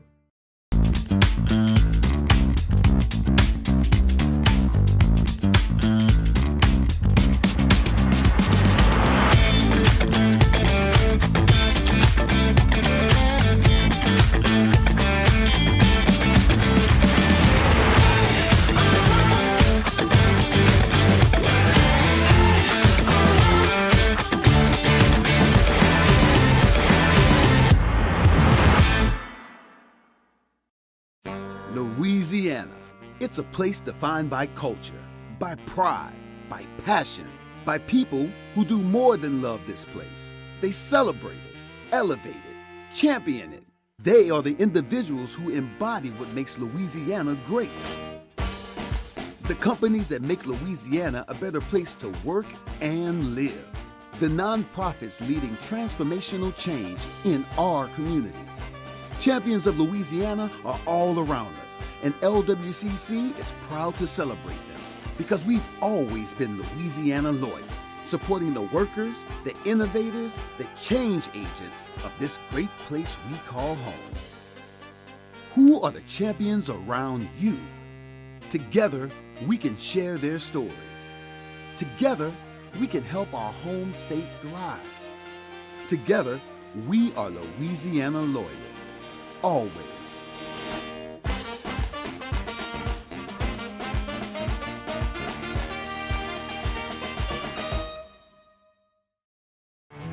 There it is, the extra mile, on the border of expected and extraordinary, for those willing to go further, like vans customized for work or play, with safety and tech to keep you connected, supported by a 5-star sales, service, and finance team, and backed by the 1-star you know. So go the extra mile. It's never crowded, because so few have what it takes to go there.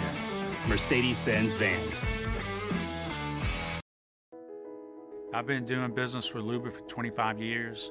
They're dependable, trustworthy. It's just the attention to detail with our clients. Our folks have years and years of experience. They're highly trained professionals, but many companies have that asset.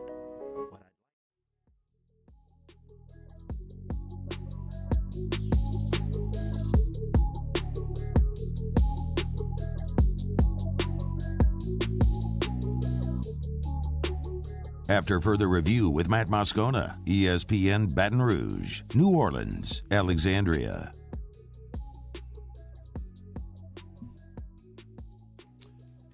The Cowboys dispatched Tom Brady and the Bucs on Monday Night Football. By the way, the Monday Night Football, I love football, and I'd watch it every night. Monday Night Football in the playoffs, that can't be a thing. That can't be a thing.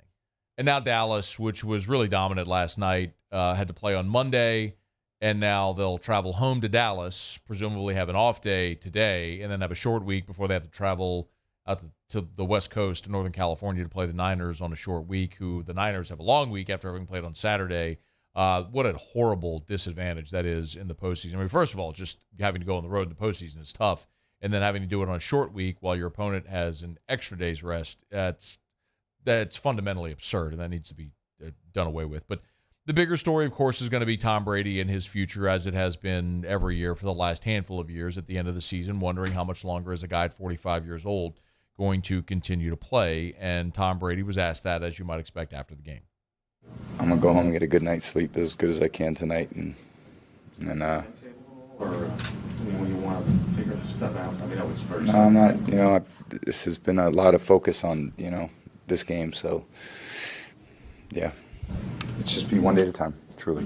So one day at a time, we'll see what's next. Yeah, for Tom Brady, if he continues playing, it would really, really seem unlikely that he would walk off with that behind whipping. But maybe he will. Who knows? He does, or he will in time. But for Tom Brady, and I think the reason it's relevant is because there's only 3 options that he has. It's retire and go do TV. It's return to the Bucs, or play somewhere else, right? I mean, those are, just to put it very plainly, those are his options. And I don't see many people arguing that Tom Brady should return to Tampa. After the season they just had, it certainly feels like if he's in it at this point at 45 and going to come back at 46, he's doing so for the opportunity to win a championship, and that opportunity is just not there in Tampa with that roster and that coaching staff. Listen, y'all, after the Super Bowl, we'll go back over all of our preseason predictions. I got a lot wrong this year. I picked the Green Bay Packers to win the Super Bowl. They didn't even make the playoffs, okay? So I got a lot wrong. The one thing I got right was Tampa, that all that they lost, you couldn't look at it and say, yep, they're just going to keep chugging along because Tom Brady's there. The offensive line was a mess. You lose your head coach. All these aging veterans that have a name but really hadn't produced. Julio Jones, Kyle Rudolph, coming off the worst seasons of their career.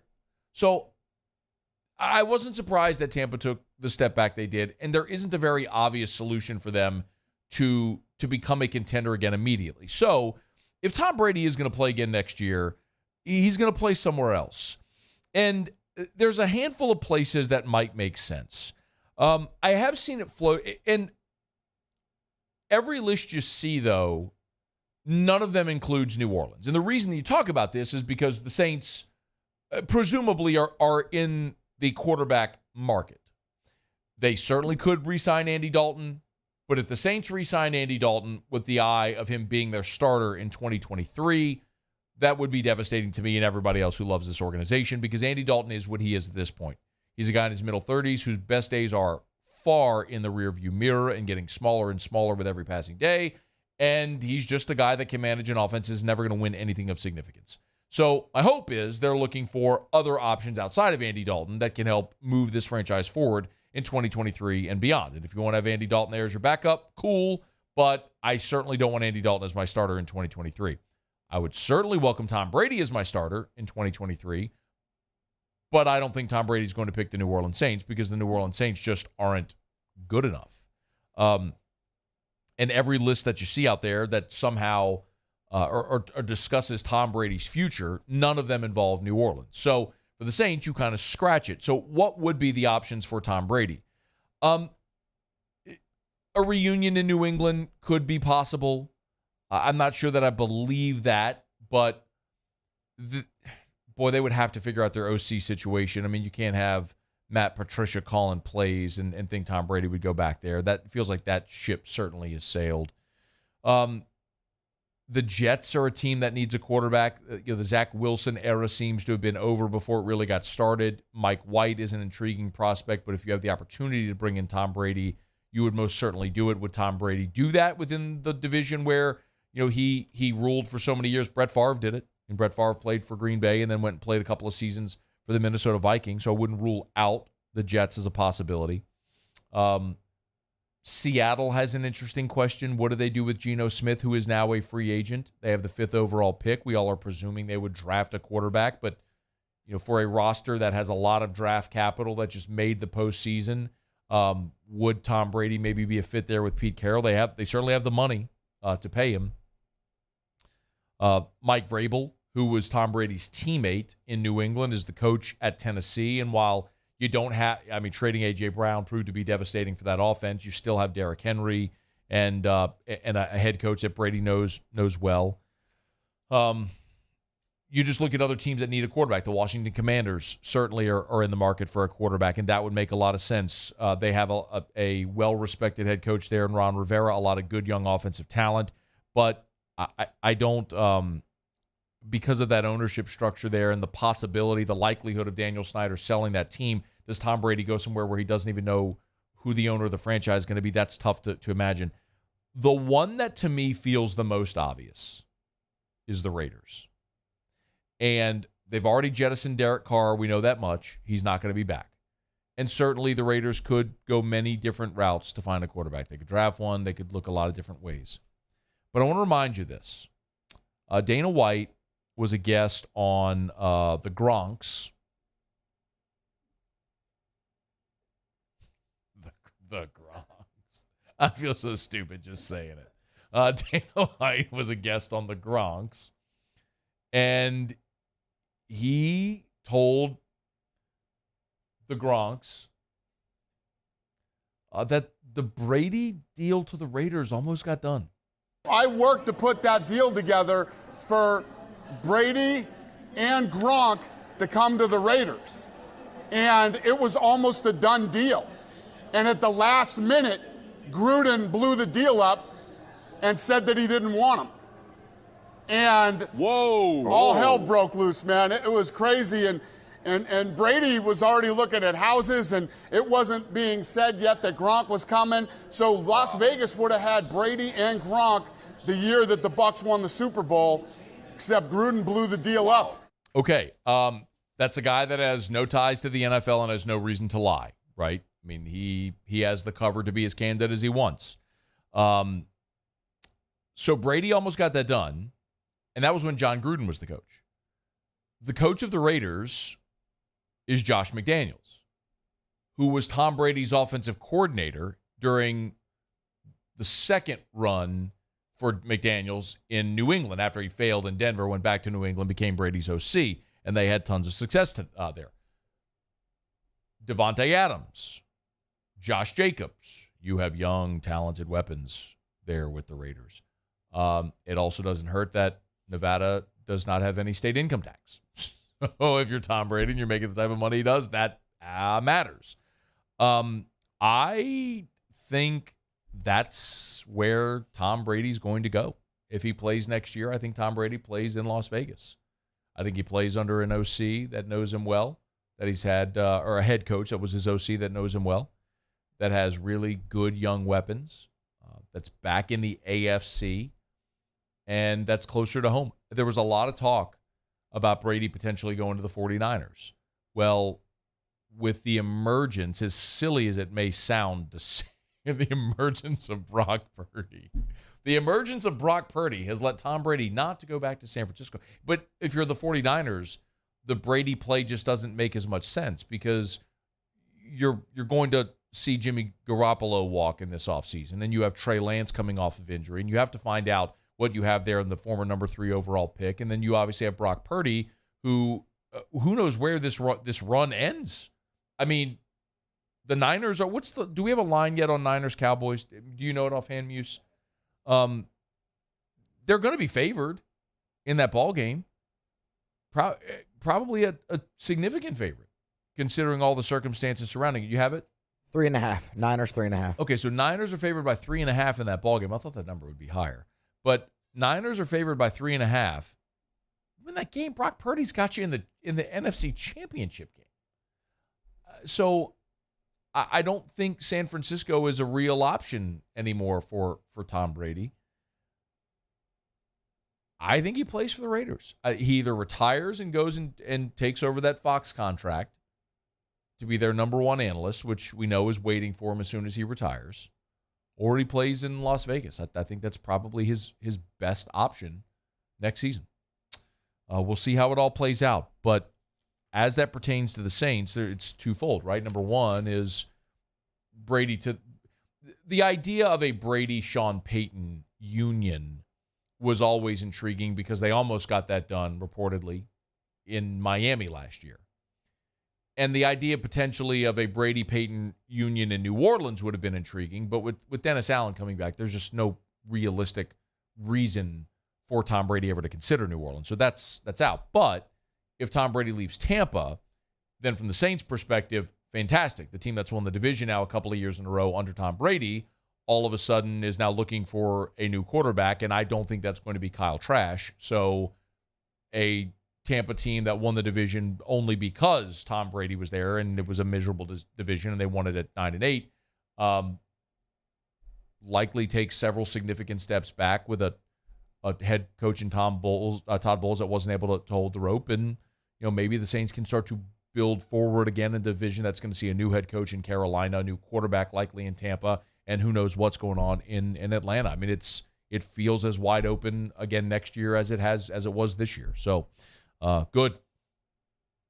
Let Tom Brady leave the division, leave the NFC. Okay, it's after further review. We're glad to have you here with us. We'll knock out a quick break. Musa is going to have Tigers and the Pros in about 15 minutes, and we'll talk to Sean Salisbury in 30 minutes from right now at the top of hour number 3. Sean Payton interviewed with the Texans on Monday. Sean Salisbury, of course, does radio there in Houston. So he has his finger on the pulse of the Texans. So I want to talk to him about Sean Payton in Houston, if that makes sense. We'll get to that in 30 minutes from right now. Stick around. It's AFR. AFR. Chatting with Darren James last night, and he told me, man, you would be stunned at how many listeners call me and say, is this really Darren? Like, Matt wasn't lying. Yeah, when I give you that number, that really is Darren's cell phone. 335-7666, 335-7666, agent225.com. Of course, you can always go to agent225.com. One of the other things, though, that I want to share with you, I've told you before that Darren has his marketing plan. It's a 150-point marketing plan. I tell you all the time, ask another realtor, hey, let me see your marketing plan to sell my home, and then ask Darren James. Well, you don't even have to ask Darren. You can get it texted to you. Text the word plan to 88000. It's that easy. Just text the word plan, P-L-A-N, to 88000, and you'll get it texted right to you. It's Darren James. Think real estate, think Darren James. There it is, the extra mile, on the border of expected and extraordinary, for those willing to go further, like vans customized for work or play, with safety and tech to keep you connected. Supported by a 5-star sales, service, and finance team. And backed by the 1-star you know. So go the extra mile. It's never crowded, because so few have what it takes to go there. Mercedes-Benz Vans. Time doesn't stop, and the world keeps spinning. Community, culture, and communications. The powerful circle that connects us together. We're creating the next evolution, a network built for every possibility, moving faster than ever before, streaming us forward into the future. And the revolution is closer than you think. RTC, ETEL, and Vision are now Rev. New name, same company. At Auctioner, we know healing is a team sport. That's why we've partnered with world-renowned orthopedic surgeon Dr. James Andrews to create the Auctioner Andrews Orthopedics and Sports Medicine Institute. Whether you're a professional athlete or a weekend warrior, our team of specialists are dedicated to getting you back in the game. So whatever your reasons are for reaching your personal best, we've only got one. You. Auctioner Andrews Institute. Long live you.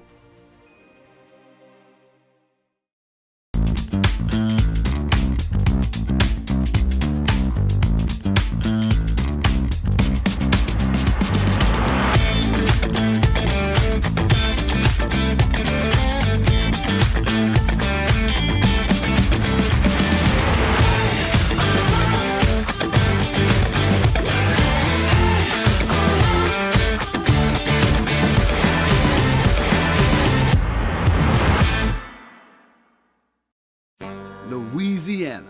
It's a place defined by culture, by pride, by passion, by people who do more than love this place. They celebrate it, elevate it, champion it. They are the individuals who embody what makes Louisiana great. The companies that make Louisiana a better place to work and live. The nonprofits leading transformational change in our communities. Champions of Louisiana are all around us, and LWCC is proud to celebrate them. because we've always been Louisiana loyal, supporting the workers, the innovators, the change agents of this great place we call home. Who are the champions around you? Together, we can share their stories. Together, we can help our home state thrive. Together, we are Louisiana loyal.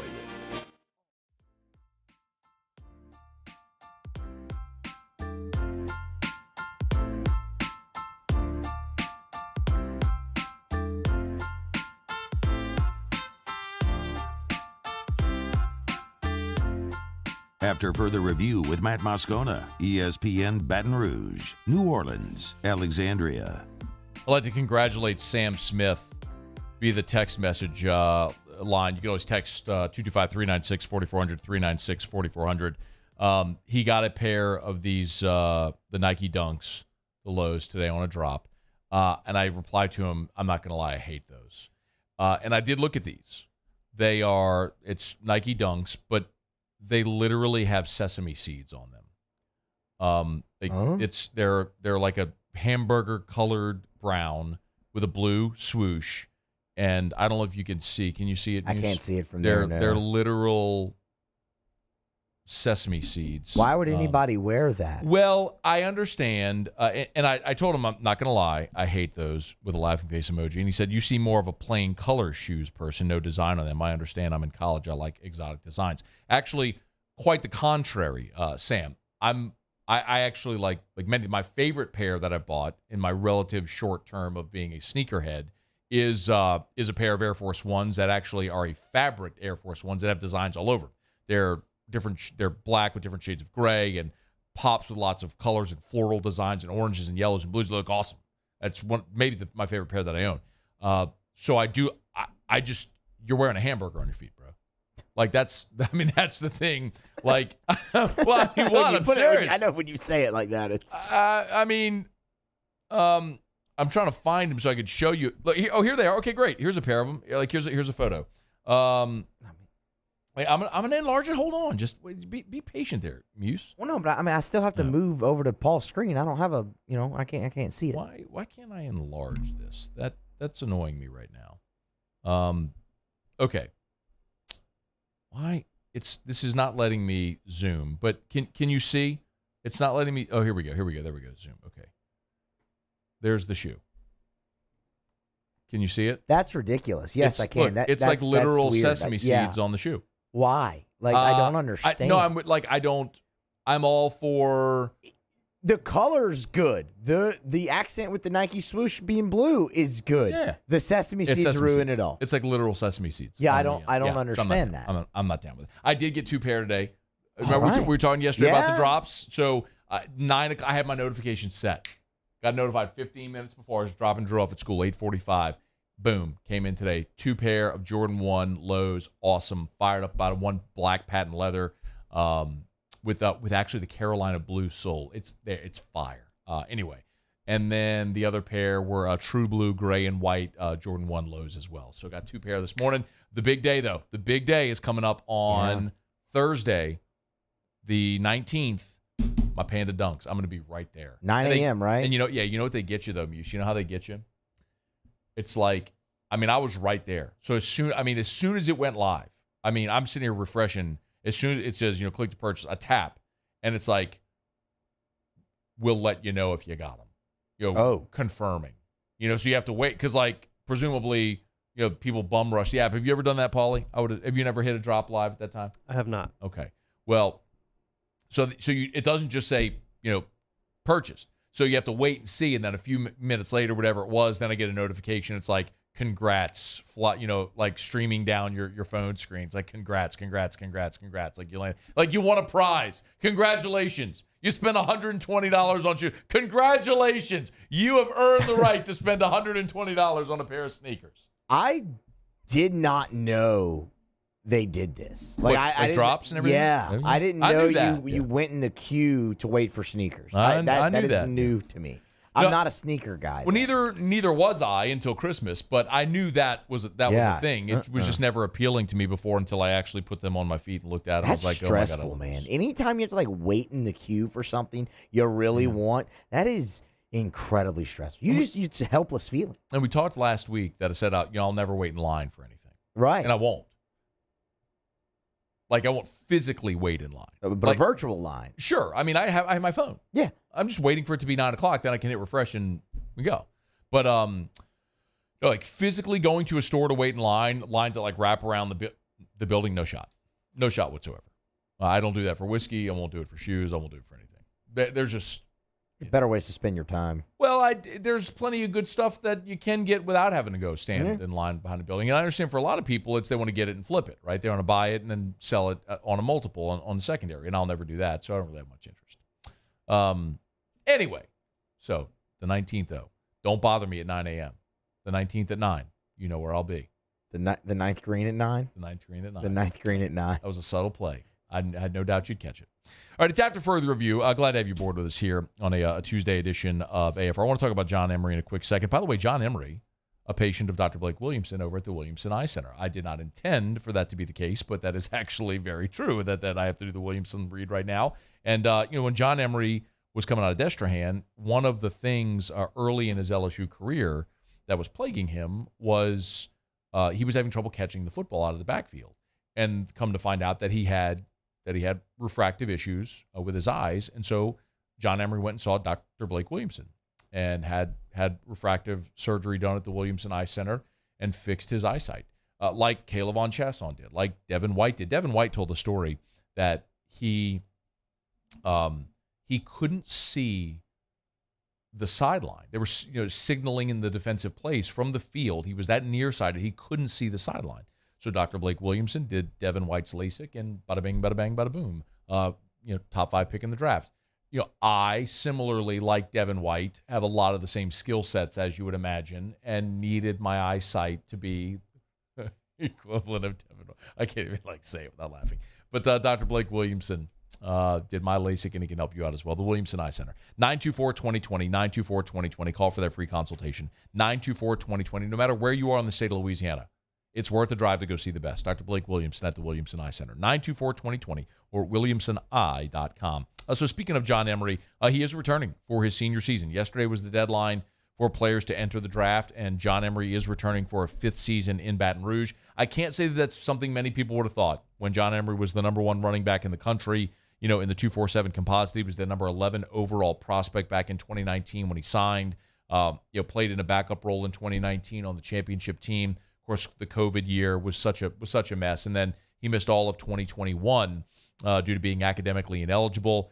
And then this year had some ups and some downs, some certainly explosive moments that we saw. The moment that's going to jump out to everybody was the touchdown reception against Alabama, where he put his foot in the ground on the sideline, spun back toward the field, and ran into the end zone. But the thing about John Emery is there's 2 sides to this. Number one, I think it's significant news, and when you look at Brian Kelly and his time offensively, he's always had 2. He's had his Thunder and his Lightning backs.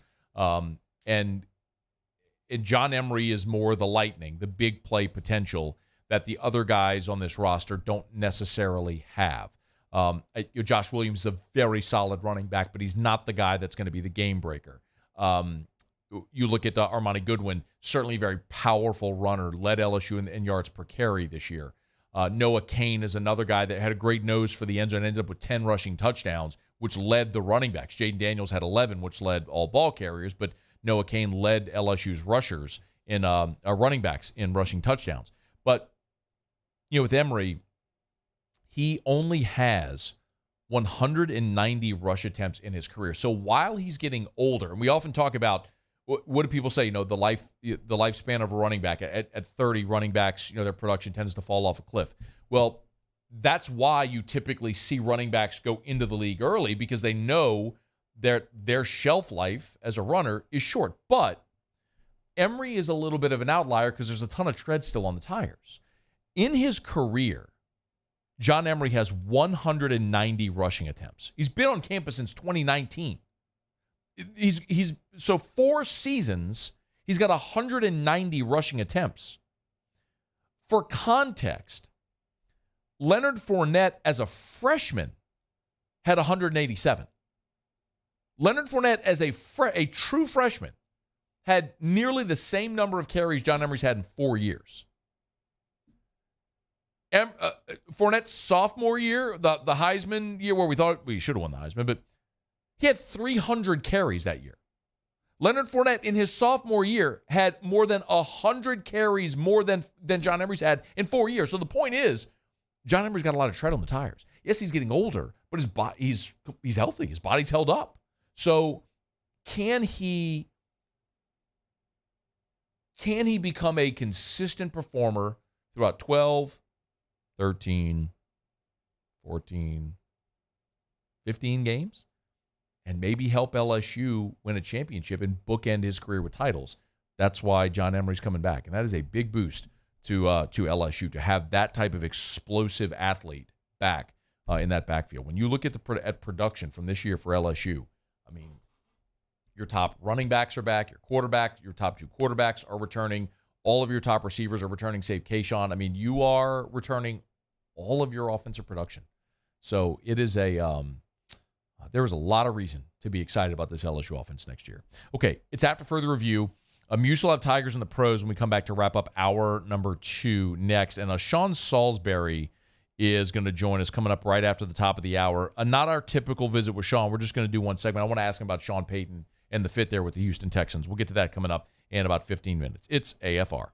AFR. Love telling you about New Orleans Flooring. Go to nolaflooring.com or visit either of their locations. New Orleans Flooring in New Orleans and also on Airline Highway in Prairieville. If you're going south on Airline in Prairieville, you pass the Walmart on your right, and New Orleans Flooring is on the right. They've got over 1 million square foot of product in stock. So it doesn't matter if you're a homeowner looking to redo your floors. Maybe you're a contractor. Maybe you're someone who buys, remodels, and flips homes or apartments, whatever it may be. If you need flooring, you got to check out New Orleans Flooring. They've got all of the different brands that you'd want, but they also have their own in-house brand. They cut out the middleman so they can save you 40, 50%. It's insane to think, but it is true. As much as 50% on your flooring. What would that do for your bottom line? What would that do for your budget? It's New Orleans Flooring. Carpet, tile, hardwood, laminate, waterproof flooring options. They got it. It's New Orleans Flooring. NOLAFlooring.com. I've been doing business with Luba for 25 years. They're dependable, trustworthy. It's just the attention to detail with our clients. Our folks have years and years of experience. They're highly trained professionals. But many companies have that asset. What I'd like to think makes Luba a bit different is that we use those talents in a way that truly is dedicated to serving the needs of the folks who depend on us.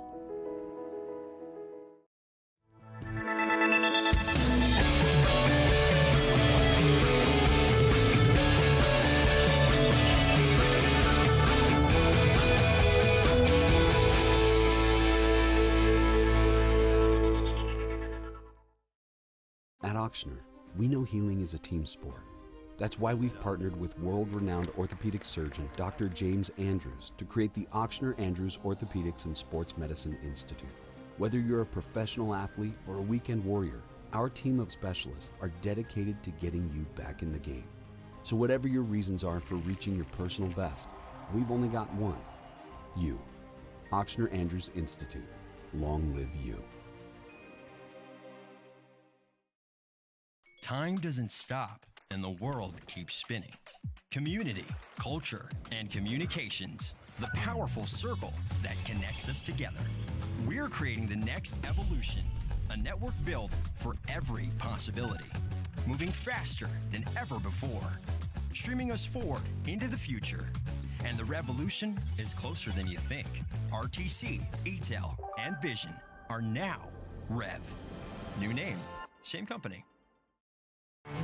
There it is, the extra mile, on the border of expected and extraordinary for those willing to go further, like vans customized for work or play, with safety and tech to keep you connected, supported by a 5-star sales, service, and finance team, and backed by the 1-star you know. So go the extra mile. It's never crowded, because so few have what it takes to go there. Mercedes-Benz Vans.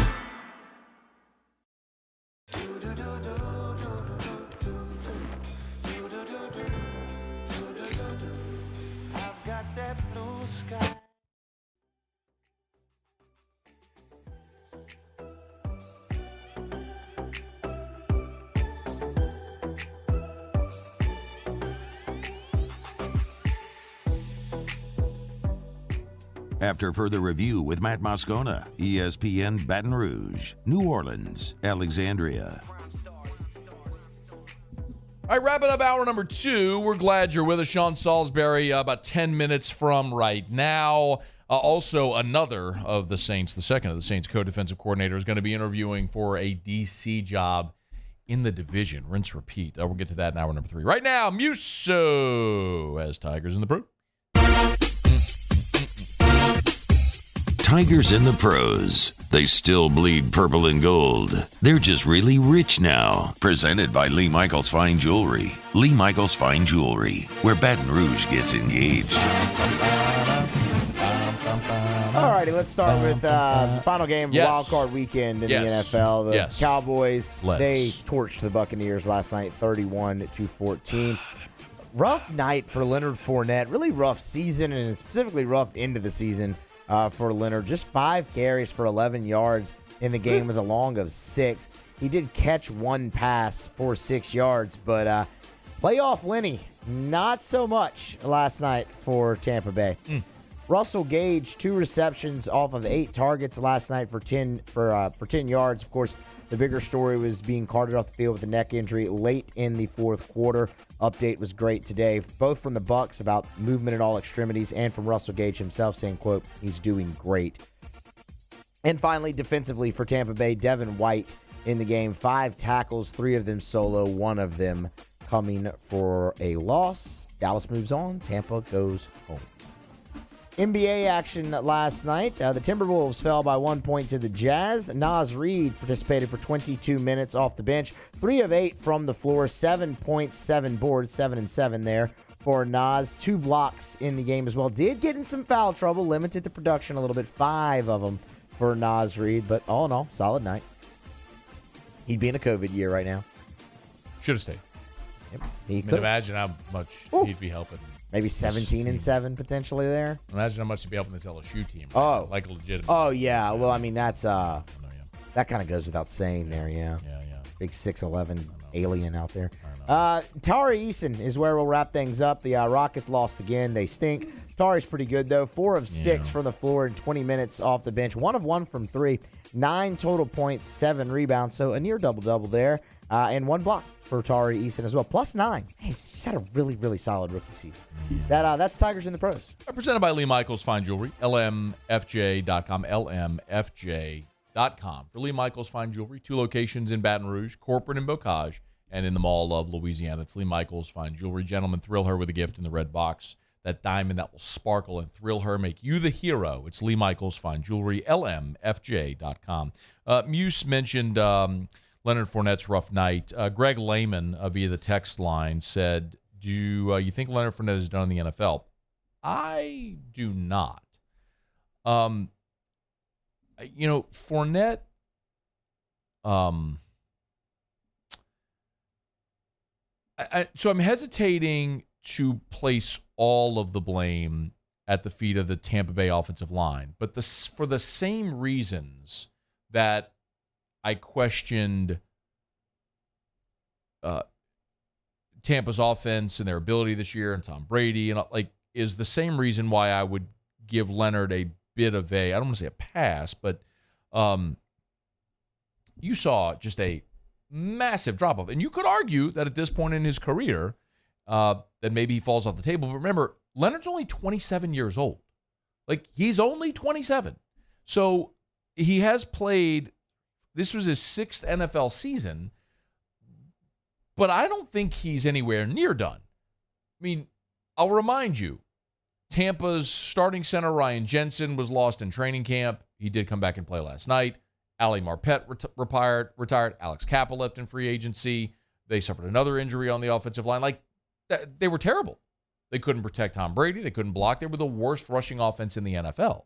That wasn't a result of Leonard Fournette not being a dynamic player anymore. It was largely a result of them stinking on the offensive line. So, no, I don't think Leonard Fournette's done in the NFL by any stretch. I just think Tampa's offense was atrocious this year. And no matter how good of a running back you are, if your offensive line is atrocious and they can't block for you, what are you going to do? So, no, I think Fournette still has another contract in him and is far from done in the NFL. This was just a season where nobody produced in Tampa because they were just a very bad offense. It started with the line. It started with aging receivers. It started with a 45-year-old quarterback. A lot of things that went very badly. The loss of your head coach, a lot of things went badly for that team this year. All right, hour number 3. Sean Salisbury joins us right after SportsCenter. AFR. Brought to you by Shaw Bills Tire and Auto Service. ShawBillsTire.com. Bumper-to-bumper auto service and name brand tires at wholesale prices. You know where to find them there at Shaw Bills. Go to ShawBillsTire.com. That's ShawBillsTire.com. You can click the tab at the top of the homepage. Forgive me, Paul. I need your help here, Paul. To find out all of the dealer specials that they have going on, the promotions tab right there at the top. You can see the Firestone Winter promotion, which is the latest that they have going on right now over at ShawBillsTire.com. Again, so many times they will take the manufacturer's offer and then they'll combine it with their in-house offer, where if you use the Shaw Bills credit card, you can get even more savings. Learn more right now at ShawBillsTire.com. They will sell you the best tires on the road for the cheapest price possible. That's at Shaw Bills Tire and Auto Service. Go to ShawBillsTire.com to find the location nearest you, to shop tires, or to schedule service. Online, it's ShawBillsTire.com. Shaw Bills, where we keep you rolling. I'm Chris Nakamoto, and here's what I'm working on for my stories on WBRZ Channel 2 tonight. The state appears to be the holdup in getting a criminal case off the ground against a West Baton Rouge Sheriff's Office employee accused of stealing money. The district attorney saying his hands are tied. Meanwhile, we have new details about why the feds are involved. Our sources saying they are checking to see if the missing money may have been from citations written through a federal grant. I'm Chris Nakamoto from WBRZ. Watch more tonight on WBRZ Channel 2. Bayou Ford has $4,000 off MSRP plus $1,000 Ford credit cash on new 22 Ford F-150 XLT trucks. That's $5,000 off plus 0% financing. And all new Bayou Ford vehicles come with a 1 million mile warranty. The crew at Bayou Ford is going to do right by you. I've been doing business with Luba for 25 years. They're dependable, trustworthy. It's just the attention to detail with our clients.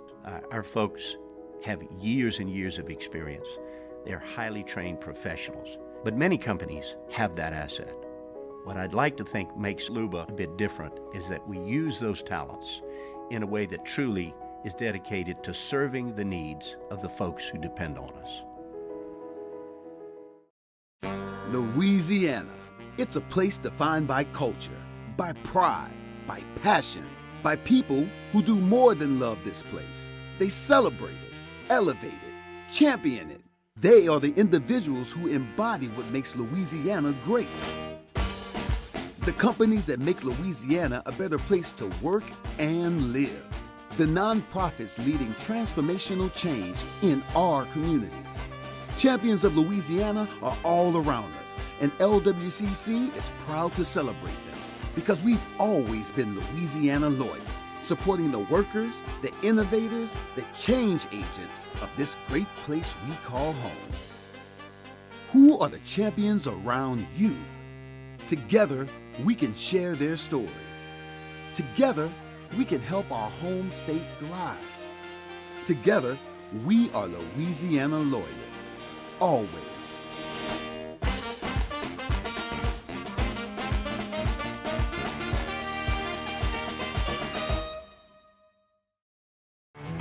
There it is, the extra mile. on the border of expected and extraordinary for those willing to go further, like vans customized for work or play, with safety and tech to keep you connected. Supported by a 5-star sales, service, and finance team, and backed by the 1-star you know. So go the extra mile. It's never crowded, because so few have what it takes to go there. Mercedes-Benz Vans.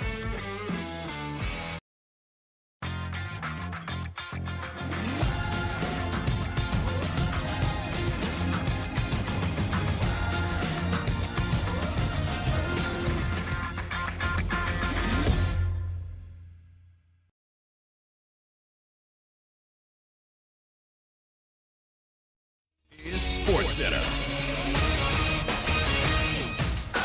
I'm Christine Lisi. Quarterback Aaron Rodgers on the Pat McAfee Show today said he hasn't yet made a decision on whether he wants to return for a 19th NFL season. Also said he thinks he can still play at a high level and win MVP again in the right situation, whether it's for Green Bay or elsewhere. Rodgers certainly putting the Packers in a tough spot again, says former NFL executive Randy Mueller. Obviously, you're holding your own franchise a little bit hostage if you delay decisions like this. I think it cost them last year. As a GM, it would be a nightmare because you really can't make a plan. You can't figure out where your cap's going to be. You can't figure out where your quarterback's going to be. I think they would be okay with Jordan Love, but obviously it's a different team without Aaron Rodgers in every way. Randy Mueller on Canty and Carlin. Changes made by the Chargers. Offensive coordinator Joe Lombardi and quarterbacks coach Shane Day were fired. The fallout 3 days after the Chargers coughed up a 27-point lead in the AFC wildcard loss in Jacksonville. LA's offense consistently underperformed this season as well, especially in the running game and red zone, despite having quarterback Justin Herbert. ESPN Radio is presented by Progressive Insurance. Looking for a career you'll love with flexibility, great pay, and benefits, and one of the country's top workplaces? Come join their growing team. Go to progressive.com/careers and apply online today. Matt Moscona. I'm very important. After further review. Say it one more time. After further review with Matt Moscona. And here we go. ESPN Baton Rouge, New Orleans, Alexandria. Live from the Mercedes-Benz of Baton Rouge studios. That's right.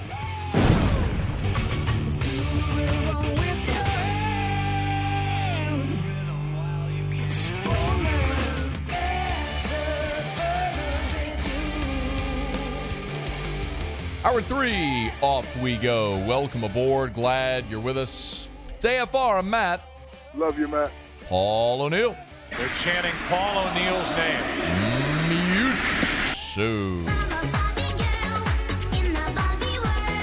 And Mr. Toby Tom Play.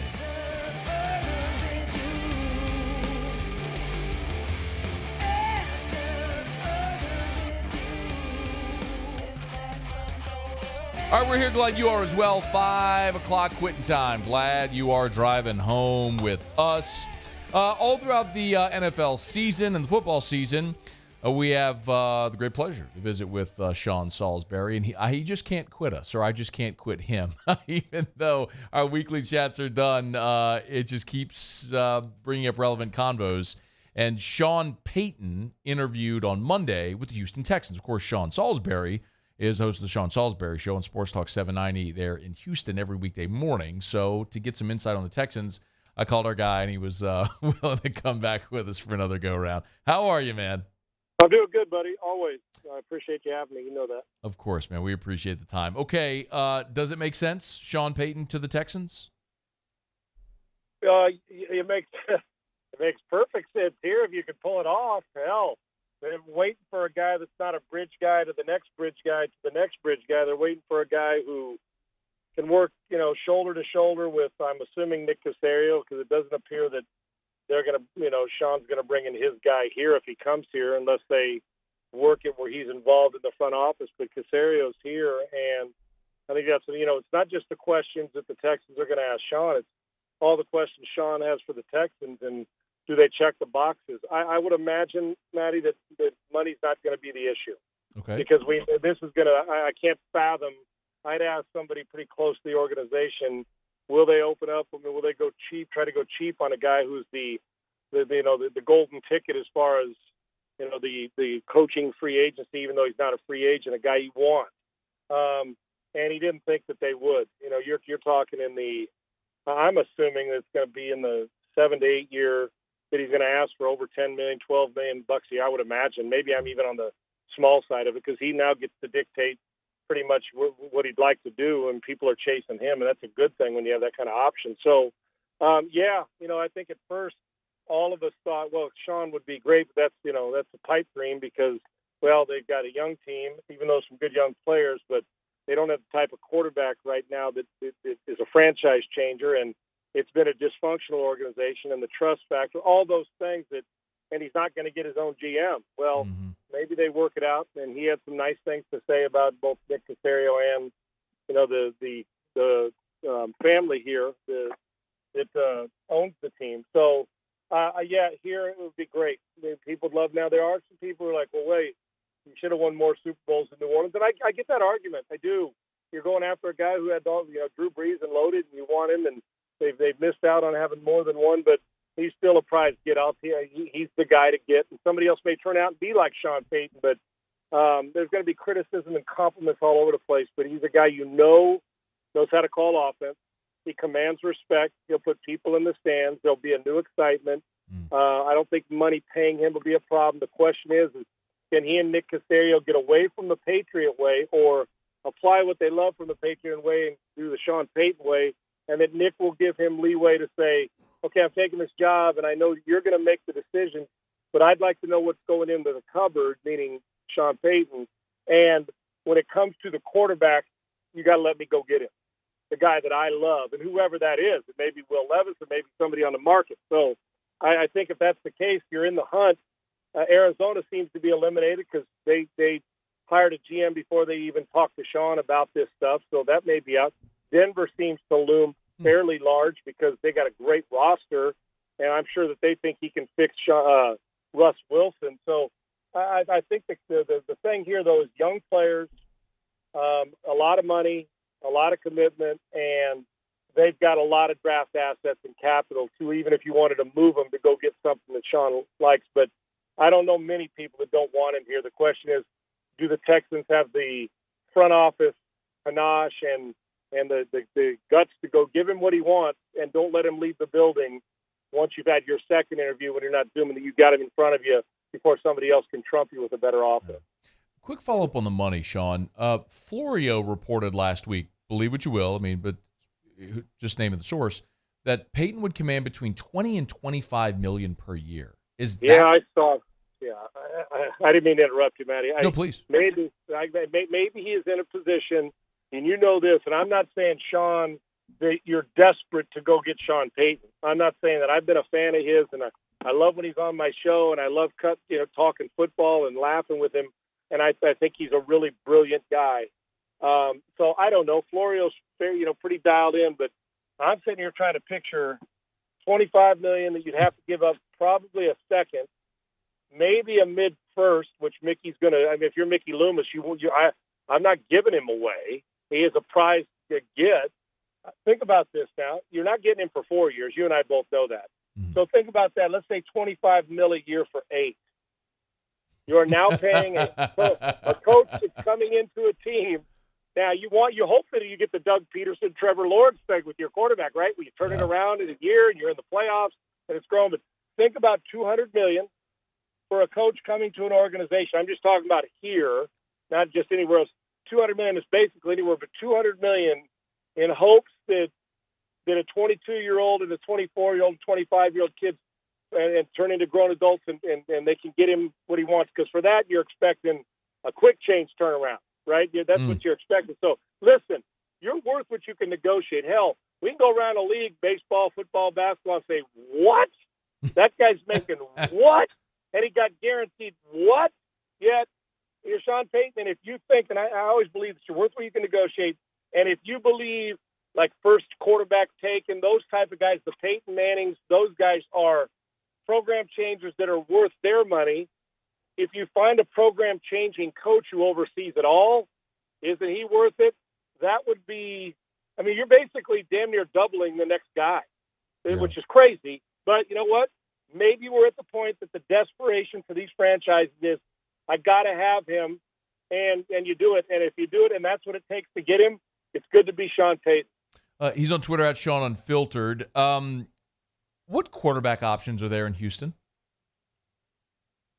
As far as options for them to get, you mean? Matty? Yeah, when you all on your show, you're talking about it. Who's playing quarterback for the Texans next year for the next 5 years? What does that conversation look like?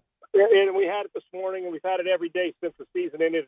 Probably 90% of the season trying to figure out what's next. But when you start to see things kind of like, okay, the Jameses and the Andy Daltons and the Jimmy Garoppolos may be available. Hell, the way Brock Purdy's playing is Trey Lance.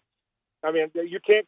Purdy's a better player than he is right now. Yeah. So is Trey Lance expendable? Is Aaron Rodgers going to move now and you just commit to Jordan Love, or is you keep Jordan Love, or is it time to move him? And Aaron says, I want to play 3 more years. Is Brady worth a 2-year deal here with Sean? I'm just throwing names out there. And they're saying, okay, then you get, is Will Levis your guy? You were a 2-point conversion away and a stop against the Colts from controlling the draft. Now you are in danger of being trumped by somebody who jumps up like the Colts to move up to get their guy, and then you're settling. I don't even know if it's settling, but you get the second quarterback, and they'll all tell you that was their first choice. So all those things, Matty, they're out there. The realistic is, and it could seriously, honest to God, it could be you keep Davis Mills, you draft a quarterback second, and they compete like when Savage and Watson were here, and he beat him out, and you go from there. I mean, Mills is a solid player. He's not a franchise changer. So I don't know if you get one of those guys. Is Derek Carr going to make for his money? Going to add 6 wins to this team? The answer is no. So depending on if you want, and if Sean says I'd love Derek Carr, I love his accuracy, I could turn him into Drew Brees, and we're going to go with great. Go pay it, go get him. So there's a lot of options. The question is, are they franchise changing options? Can you get a veteran that holds it down? The ego won't get in the way, because if you draft the quarterback first or second, he's playing by year 2 unless you're playing behind a Josh Allen or one of those guys, but you ain't drafting the guy then. So there'll be plenty of options. The question is, are they options that make you say, damn right, or are they options that say there's 8 of these guys that are kind of interchangeable? That's the question you're going to have to ask yourself. Hey, Sean, before you go, I also want to talk about compensation for the Saints. What would Houston be willing to part with? That I don't know. I know what I said. If it comes down to this, and you've run, if you're Houston and you say, we'll offer you a second this year and a conditional one, first of all, you're not giving the first or the second pick away. You're just not. Right. You just can't. You absolutely can't. Now they've got assets, right? So with the Watson thing and where they finished, and so you say, okay, you're sitting at 2 and 12. I think you do everything you can to battle them, and if you're going to give them a number 1, make it later. They need these next couple of years to get something going. If the Saints were willing to be accepted, 2 years down the road or what have you, maybe that guy. But I'm going in saying a second and a conditional, and here's the odd thing. We maybe get $25 million a year for the coach. You're offering a second. Is he worth the first? But if it came down to you love him, not like him. If you're the Texans or somebody and you friggin' love Sean Payton, I love Sean Payton, and you love him, and you say, okay, 10 years from now, what will have affected the franchise more? The 12th pick of the draft, an edge rusher, a wide receiver, or Sean Payton? Yeah. And if your answer is yes, we love him, Payton, then you guess what you do. You give up your 12th pick for him if that's the last final. But that's not one where you jump out and do it. You got to start to feel what the market bears and say, oh, they haven't got anything better than a second rounder. We're going to say, okay, we'll give him the second rounder and then a conditional third round that if we make it to the playoffs the next 2 years, he gets the second rounder 2 years from now. But I'm not going to jump in with a 12th pick. I'm going to make him work for it. But I always said it, quarterback and coach, if you love him and you want him, then you go get him. And tell me right now, the second pick may be different. The 12th pick of the draft a decade from now or 8 years from now, the course of the contract, who will have impacted the franchise more? If it is the pick, you don't trade for Sean Payton, you go sign Mike Kafka and move on. One of those kind of guys. If it is, and you say he's definitely going to impact our franchise more, and the truth is he should, then you say, here's the 12th pick and we'll move on. You'll get a lot of backlash from fans that don't quite get it, that need the assets. But in order to have assets, you got a guy who can coach and teach them. And I always go, it's coach, player first, coach second. If that player is Josh Allen, Pat Mahomes, that program changer. Other than that, you got to go find yourself a Belichick, a Sean Payton, a Mike Tomlin type of coach. You just do. He's on Twitter at Sean Unfiltered. Good enough to join us here for a couple of minutes, Sean Salisbury. Man, we always appreciate the time and the insight. Be well. We'll visit again down the line. Anytime, brother. I'm here for you whenever. I appreciate it. Thanks, Sean. You're the best. That's Sean Salisbury. You know what? It's interesting. Let me knock out a break. I want to come back. And when Sean was talking there, I just did a quick Google search because the way he phrased the question, what's more valuable in 20 years? Is it the 12th pick or the quarterback? I want to go through some of the names who have been taken 12th overall. We'll get to that next. It's AFR. AFR. Carnival time, king cake time, time to get to Rouse's. Rouse's.com. Rouse's is the official supermarket of the New Orleans Saints, and Rouse's has king cakes, y'all. It's carnival time. So many friends and neighbors and relatives and family have moved outside of Louisiana, and they miss their king cake around carnival time. So it's easy. Go to Rouse's.com. Right there on the homepage, you'll see the king cake flipper. Just tap the king cake flipper right there on the homepage at Rouse's.com, and they give you the easy to find tab on how to find your favorite king cake and to ship it anywhere in the country.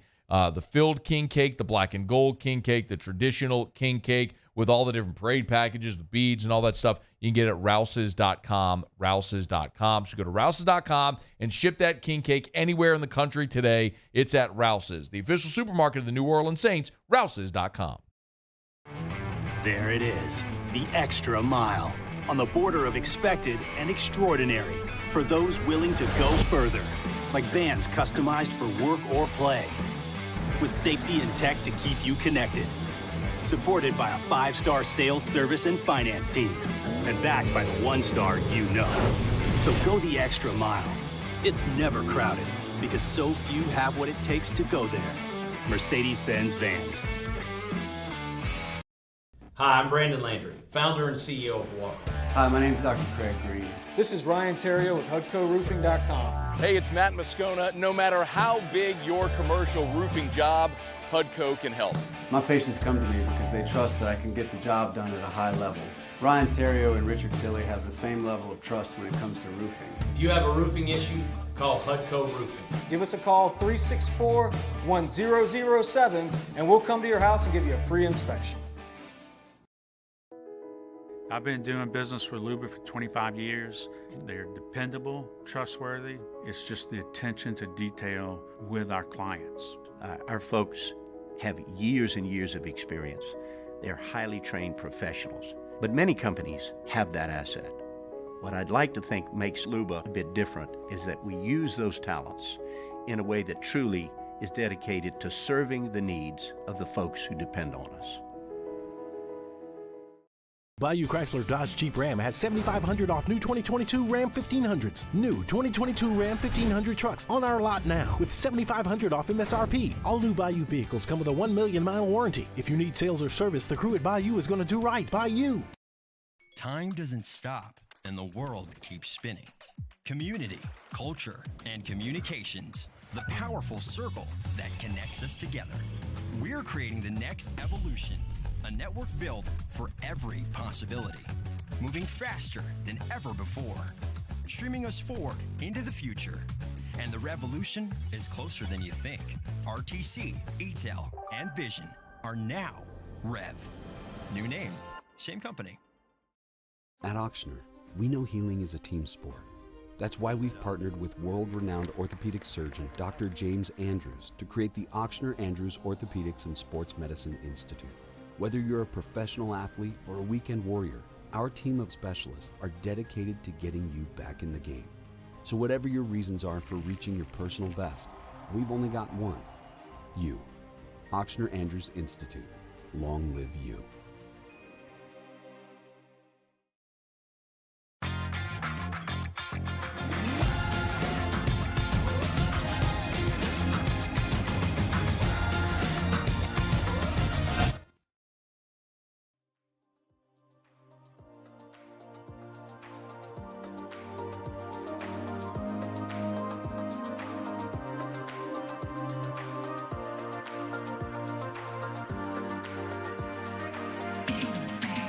After further review with Matt Moscona, ESPN Baton Rouge, New Orleans, Alexandria. Thanks again to Sean Salisbury for joining us. So for the New Orleans Saints this offseason, the biggest questions are going to be, who are they going to sign at quarterback? But that all starts with what happens with Sean Payton, because wherever Sean Payton goes, presuming he does coach somewhere next year, he will the Saints will gain assets that they could theoretically turn into a quarterback. So you can't really have the quarterback conversation until you know what the Saints are going to get for Sean Payton. But Sean Salisbury just mentioned, so we're talking about Houston. And Houston has the 2nd overall pick and the 12th overall pick. The 2nd pick is theirs. The 12th is the one that they get from Cleveland for the Deshaun Watson deal. So even Sean Payton on the Herd yesterday said flatly, it's going to be a mid or late first-round pick. So the Saints aren't going to get the 2nd pick. You need to punt that idea if that's in your brain. They're not going to get the 2nd overall pick for Sean Payton. Could get the 12th. So some teams just absolutely value or overvalue draft picks. You make a decision if it's value or overvalue.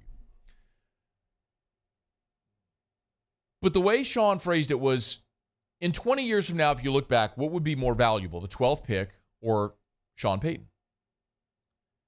And understanding that there is a degree of risk with every single draft pick, the obvious answer is Sean Payton. You have a proven head coach, a guy that's going to be in the Hall of Fame, a guy that's won a Super Bowl, and maybe the success that Doug Peterson has had year one in Jacksonville and turning that thing from the dumpster fire it was under Urban Meyer to a team that won the division and just won a playoff game, maybe that even lends more credence to the Sean Payton conversation. But the 12th overall pick, how about this list? 12th pick a year ago, Micah Parsons. That worked pretty well. Now in 2020, the 12th pick was Henry Ruggs. That story has had a tragic end. Rashawn Gary. Vita Vea. Deshaun Watson. It's a franchise quarterback there at 12. Now, we don't know what's happened with Deshaun Watson, but obviously there was great value there at 12. Saints took Sheldon Rankins 12th overall in 2016. Good player. Danny Shelton, the nose tackle that went to the Browns in 2015.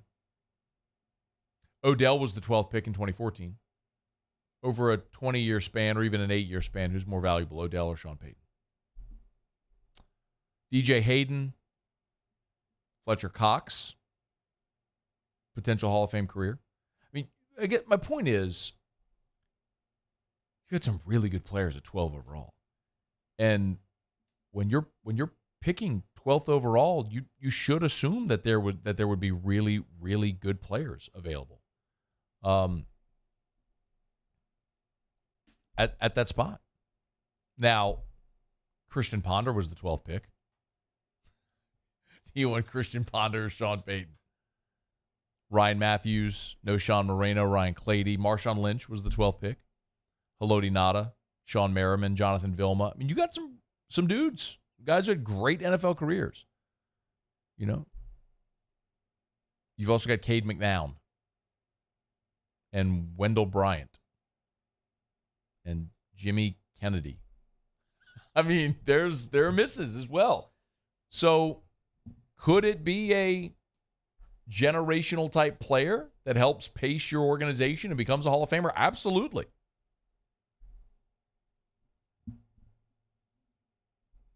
Could it be Christian Ponder? Yep.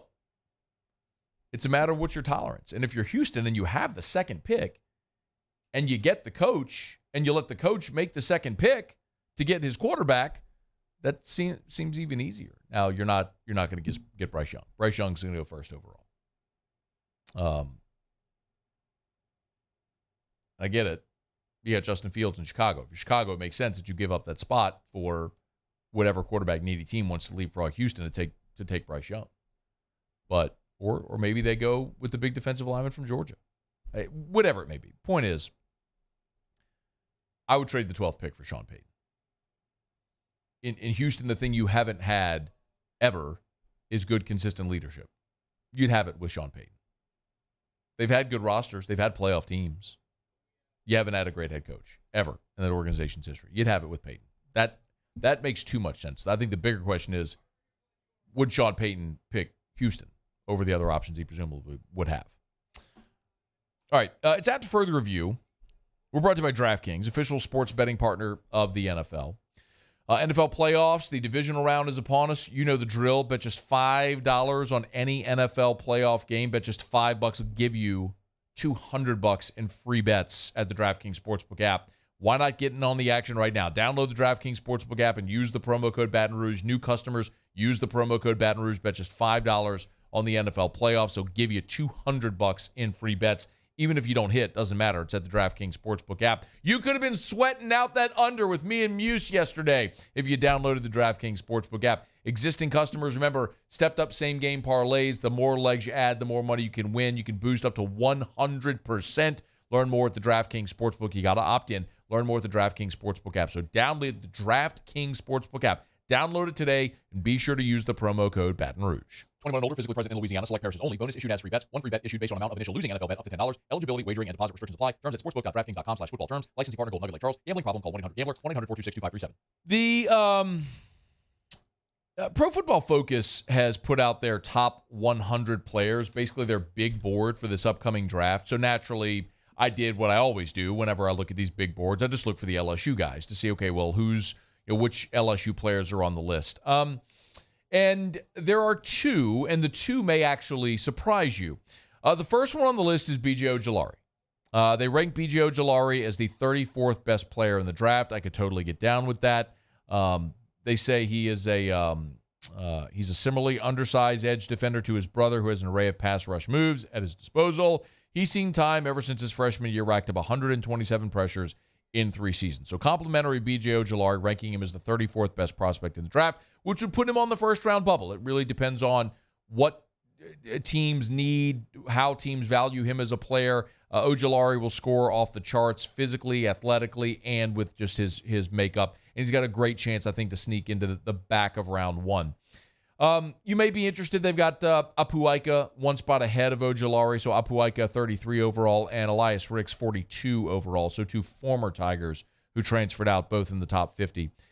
So B.J. Ojulari at 34, the only other prospect that Pro Football Focus has in the top 100 for this upcoming draft, it's not Kayshon Boutte. It's Jaquelin Roy. They have Jay Roy at 88. So they have Kayshon Boutte outside of the top 100 prospects. And that is a mighty fall for a guy that coming into this year was in everybody's top 15 in the draft. I mean, a guy who had guaranteed himself a $20 million contract. Or $20 million signing bonus, I should say. Well, that has gone clearly by the wayside. The opportunity for Kayshon Boutte to be taken in the top half of round 1 is just non-existent. What will be very interesting for me with Kayshon is if he has the opportunity to get back into round 1. I think he does. If he goes to the combine in shape, runs exceptionally well for the clock, which he can, and answers all the questions teams have for him adequately, then I think he can sneak back into round 1. Receivers, guys like Jamar and Justin Jefferson, I'm not just trying to point out the LSU guys, but what those guys have done in this last half decade in the NFL have proven it's worth investing in a receiver early in the draft. There was a run there where the receivers taken in round 1 that didn't pan out, the busts that were out there, the Mike Williams, the Charles Rogerses, those guys that were going early in the draft in round 1 and were busting. I hate to say this, but Buster Davis, you saw a lack of an emphasis on receivers in the first round of the draft. Now you're seeing that with running backs. Running backs in round 1 are almost non-existent, unless if you have a transcendent talent like a Fournette or a Christian McCaffrey, a Saquon Barkley. And there might be one of those draft.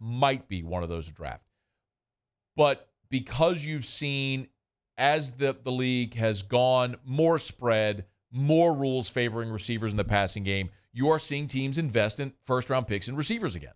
So Kayshawn could very well push his way back into round one if he can go handle himself at the combine and answer all the questions, adequately and everything. I'm more interested, though, I think, in the other guys that are potential day 2 guys. So when you look at the top 100, you're talking about basically the top 3 rounds, which are the top 2 days in the draft. So who could maybe jump into day 2 as a second or third round pick? And I think there are 3 guys from this LSU draft class that have the possibility. One is Ali Gay, because Ali Gay is exactly what this NFL wants. As we all know, they value quarterbacks, the guys who affect the quarterback. So edge rushers and cornerbacks, right, who are defending against the receivers. Those are the premium positions defensively. Ali Gay is one of them. He is a pterodactyl. He's got long arms. He's got the build. You all know it. You've seen him. And he's a guy that you look at him and go, could that be Daniil Hunter at the next level? In the right system, could he be that guy? Maybe. So Ali Gay's a guy I think that has that potential to jump into day 2.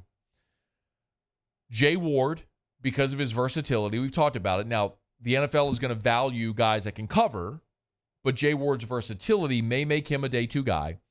And maybe the most interesting one is going to be Jure Jenkins, because Jure is not because he is not a very vocal, outspoken, outlandish receiver where there is so much of that moxie that goes into the position. Because he's not that guy and he's been more quiet, he's been more understated.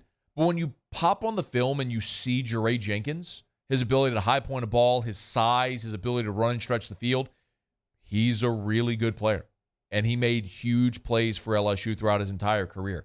That's a guy that many people maybe don't know because Jure has been overshadowed by guys like Kayshawn and Malik Neighbors during his time in Baton Rouge. And even, as a younger player by Jets and Jamar Chase. That's a guy who, when they put on the tape and they go work him out and people go, wait, that guy was at LSU as well? Most people don't know his name. Most people don't know Jure Jenkins. But he's a guy I think that has the potential to have an amazing Senior Bowl combine and blow up and potentially be a day 2 guy as well. So someone to keep an eye on. We'll talk more and more draft as we get closer to the draft and all the draft process with the Senior Bowl, with the combine, with all the pro days that are going to be coming as well as we get closer to it. All right, it's After Further Review, Tuesday edition. We're glad you're hanging out with us here. When we come back, we talked so much about where Sean Payton is going to land, and rightfully so. But we also have to talk about changes on the Saints coaching staff. And there could be a couple coming that we'll touch on when we come back here on AFR. AFR. Tuesday, great night to get by Pluckers because there's always something going on every night of the week over at Pluckers. But Tuesday is sports trivia and Kids Eat Free. So let's take them one at a time. First of all, sports trivia. Our guy, Hunt Palmer, hosts sports trivia every Tuesday at Pluckers on Nicholson. School's back, so you better believe it's going to be packed tonight at Pluckers on Nicholson, 8:30. So get your team together, get them by Pluckers on Nicholson, 8:30. Test your sports knowledge, 5 rounds, live action trivia, win Pluckers gift cards, and remember, every team gets to spin the prize wheel, so every team wins something, even if you don't win a round. You could win food from Pluckers, you could win Amazon gift cards, great prizes from other local businesses. Every Tuesday, 8:30, Nicholson location, sports trivia at Pluckers, and on Tuesdays, Kids Eat Free. So you want to have a night out, an affordable night out with the whole family, great way to do it is to get by Pluckers every Tuesday, because Tuesday, Kids Eat Free. That's at Pluckers. Nicholson, Bluebonnet, dine-in, carry-out, or delivery. Pluckers, you like our wings. We'll give you the bird. Gulf Coast Bank and Trust is giving our customers the power to bank anywhere, anytime during this challenging event. And we're right there with you. Our mobile banking app is a smart way to manage your money and time. Gulf Coast Bank and Trust, the bank that cares about you. Toyota in Opelousas is here to help you ring in the new year with no markups, and you'll never pay over MSRP. And we have new inventory arriving daily. So Happy New Year from our Corvell Toyota family to yours.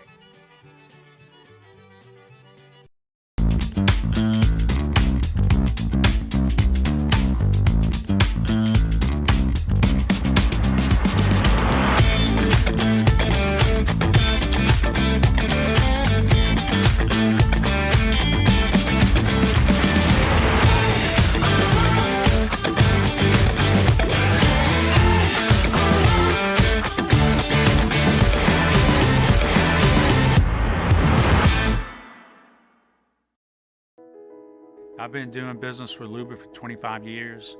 They're dependable, trustworthy. It's just the attention to detail with our clients. Our folks have years and years of experience. They're highly trained professionals. But many companies have that asset. What I'd like to think makes Luba a bit different is that we use those talents in a way that truly is dedicated to serving the needs of the folks who depend on us. Louisiana.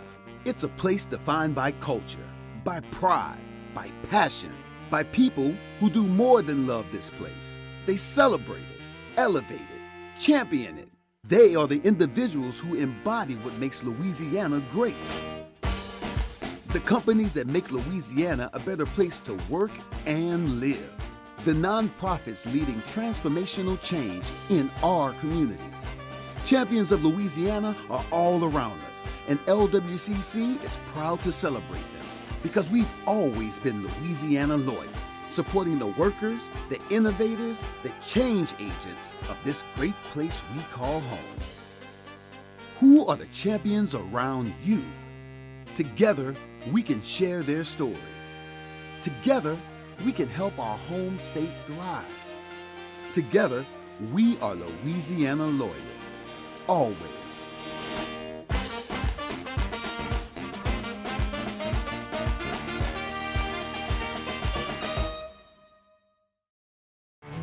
There it is, the extra mile, on the border of expected and extraordinary, for those willing to go further, like vans customized for work or play, with safety and tech to keep you connected, supported by a 5-star sales, service, and finance team.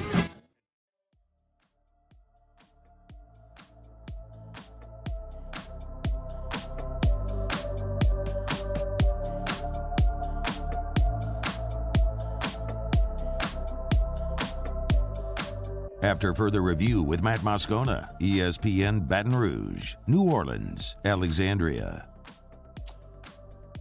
We opened up the show today, if you weren't here, talking a little bit about Walker Howard. He did formally say his goodbye to LSU with a social media post on Monday evening. And I disclosed to you that I had a long conversation today with Jamie Howard. Spoke earlier today for about an hour. And he said he didn't mind me mentioning that on air. There's a lot we talked about that I won't disclose. Just private conversation, which I'm sure a lot of people could respect. But I think mostly my conversation with Jamie confirmed a lot of what I had assumed and a lot of what we talked about, which was we knew Walker was always willing to sit for a year, but the idea was always that in year two, and look, we've talked about this, like Jaden Daniels was supposed to come in and be a one-year guy and go to the pros. Well, Jaden comes back, which is one, y'all know, I'm very much in favor of having your fifth-year senior starting quarterback who led you to 10 wins and an upset of Bama, and it was really great in the fourth quarter of a lot of games, having him back. But with both Jaden and Nussmeier coming back, that just didn't really open an opportunity for Walker to have any opportunity to compete. And so I don't think he's going somewhere where he's going to be handed the job. It's essentially a TCU Ole Miss battle at this point, and you're seeing where all the crystal balls are pointing. And I think at this point, yeah, we don't have any final word, and guys can always change their mind, but it seems like it's going to be Ole Miss. I mean, that's where all the recruiting analysts and everybody are all predicting him and mocking him that way and all that stuff now. So, it looks like that's what's going to happen. But so I got a text into the show from Lane Boudreau who said, Matt, why wouldn't LSU have told Nussmeier to transfer and try to keep the younger quarterback? And, Lane,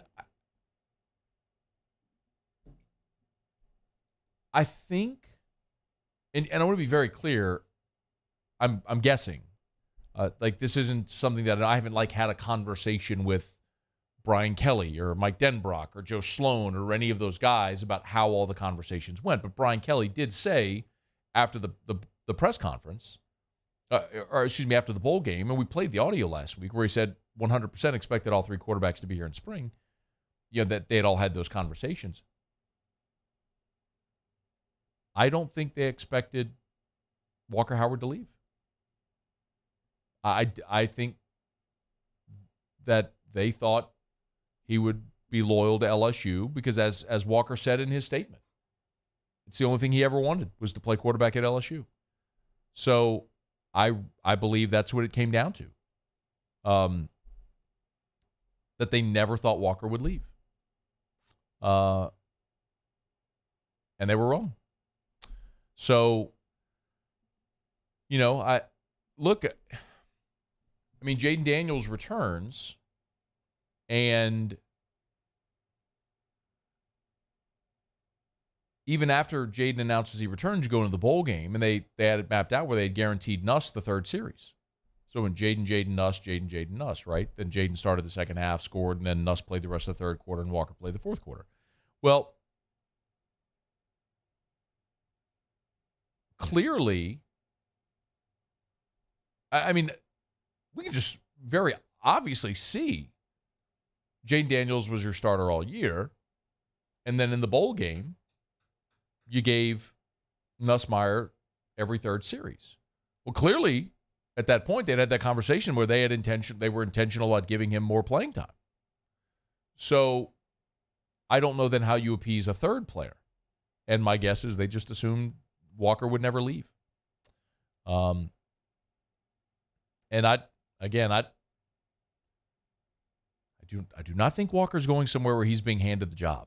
If he ends up at Ole Miss, you have an incumbent in Jackson Dart. And oh, by the way, y'all, they're recruiting Spencer Sanders from Oklahoma State. And I've talked to a lot of people at Ole Miss, obviously following the Walker story this weekend as he visited Ole Miss and TCU. Ole Miss has a really good chance of landing Spencer Sanders from Oklahoma State. And if they do, then you're talking about potentially having Jackson Dart, an incumbent, Walker Howard transferring in, potentially, and potentially Spencer Sanders transferring in, who is a fifth-year senior transferring in from Oklahoma State. You got a really crowded room, which would speak in contrast to what so many people think, which is Walker wants to go somewhere where he's just being handed a job or NIL. I can tell you flatly that this was not an NIL play. That much I can very, very flatly tell you. There were other schools. You all know who the schools are. We've talked about them a bunch. The schools that have lots of money and willing to spend it. They were on the phone. This was not an NIL play. It was an opportunity to compete in 2023 play. And I think we're going to see that play out. So anyway, but that's to the question that the listener asked about, why wouldn't LSU's coaching staff, tell Garrett Nussmeier to move on and keep the younger player. It's a legitimate thing where I feel like they never thought that Walker would actually leave. Okay. It's after further review. We got Otter Locks coming up. Yesterday, we told you about Ryan Nielsen being requested for an interview for the D.C. job in Atlanta. So Dean Pease, the longtime defensive coordinator there for the Falcons, retired. And so Terry Fontenot, the GM of the Falcons, who had been with the Saints, who was there when they hired Ryan Nielsen from NC State, has requested permission to interview Ryan Nielsen for the D.C. job. Well, today we learned that Saints co-DC Chris Richard is going to interview with Carolina Panthers. So they don't have a head coach yet in Carolina, as we know that they have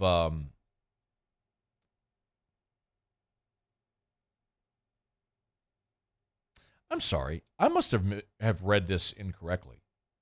This can't be right. I don't know why the Panthers would request permission to interview Chris Richard for the DC job when they don't have a head coach yet. This must be interviewing Chris Richard for the head coaching job. Let me clarify that, because I read this as they wanted to interview Chris Richard for the DC job. Because as it stands, the way the rule is written is teams would have to give permission for an assistant to interview for a lateral job, like DC to DC. But if you're a co-DC and someone wants to interview for a DC job, an outright DC, no co-title, then that's an advancement, and they can't hinder you from interview. Do you remember several years back, Ed Ogeron tried to hire Ryan Nielsen, and Sean Payton blocked it because Ed Ogeron didn't get Payton's permission. He pissed him off. So I need to follow up to see if that's in interviewing Chris Richard for the head coaching job or for the DC job. So I'll keep an eye on that. But I know from a Saints perspective, we all assumed there would be changes made this offseason on the staff. I don't think many people were anticipating there would be defensive staff changes because ultimately Dennis Allen's calling this defense anyway. The changes everybody wants to see is offensive, is with Pete Carmichael and the offensive staff.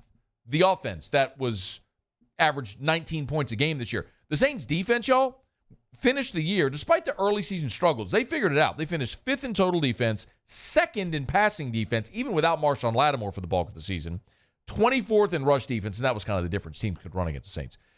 They finished 9th in scoring as well. And by the way, just to show you how sometimes the rank can vary year to year, the Saints this year allowed 20.3 points per game. 20.3. That was 9th. Last year, they allowed 19.7 points per game. They were 4th.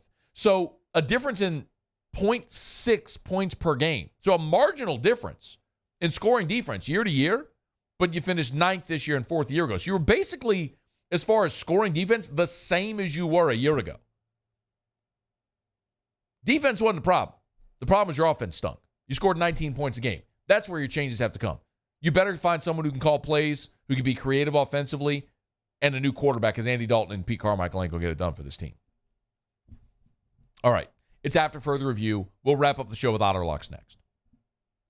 AFR. Brought to you by Clegg's Nursery, 4 locations in the greater Baton Rouge area. Buy local, shop local. Clegg's is awesome, man. They've been supporting our local communities here for more than 60 years. Go to Clegg's Nursery and find out all the great selection that they have with box trucks arriving every single day. Truckloads arriving every single day of pallets of flowers and plants and trees and shrubs and all the things to just get in the garden and just plant something. I know we keep getting these cold snaps here and there, but man, today it was almost 76 degrees. I'm sorry, the high today was 81 degrees. 81 degrees! It's time, man. Get in that garden and plant something. Even with it being some of the cold weather and some of the grays, there are great winter plants and flowers that you can put in that garden right now that's going to add a pop of color to your outdoor spaces. That's at Clegg's Nursery. Shade trees, fruit trees, great time to plant them right now at Clegg's Nursery. And you can start getting that fall vegetable garden lined up. Just get on by and see our friends at Clegg's Nursery. Buy local, shop local, and tell them I sent you in to Clegg's Nursery. Moon Griffon is back. The voice of Louisiana politics makes his return to Baton Rouge. Catch the Moon Griffon Show weekdays from 9 to 11 a.m. on Talk 107.3. Time doesn't stop, and the world keeps spinning. Community, culture, and communications. The powerful circle that connects us together. We're creating the next evolution. A network built for every possibility. Moving faster than ever before. Streaming us forward into the future. And the revolution is closer than you think. RTC, ETEL, and Vision are now Rev. New name, same company.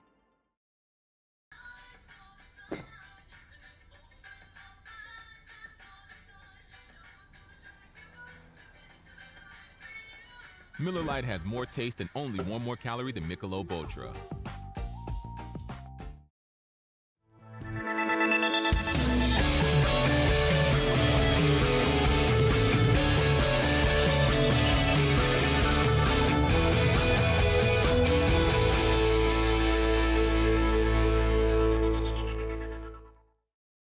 At Auctioner, we know healing is a team sport.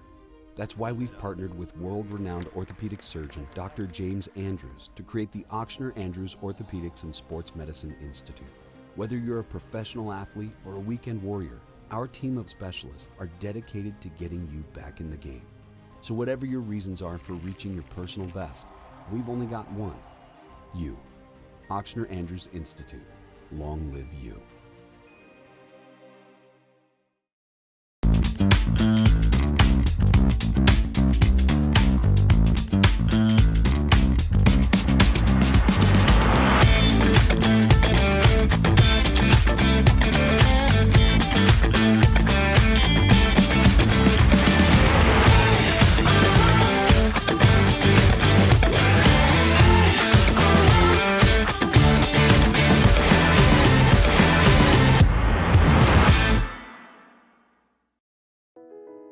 I've been doing business with Luba for 25 years.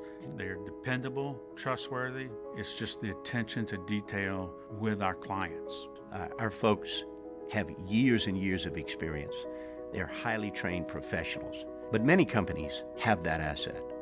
What I'd like to think makes Luba a bit different is that we use those talents in a way that truly is dedicated to serving the needs of the folks who depend on us. Louisiana. It's a place defined by culture, by pride, by passion, by people who do more.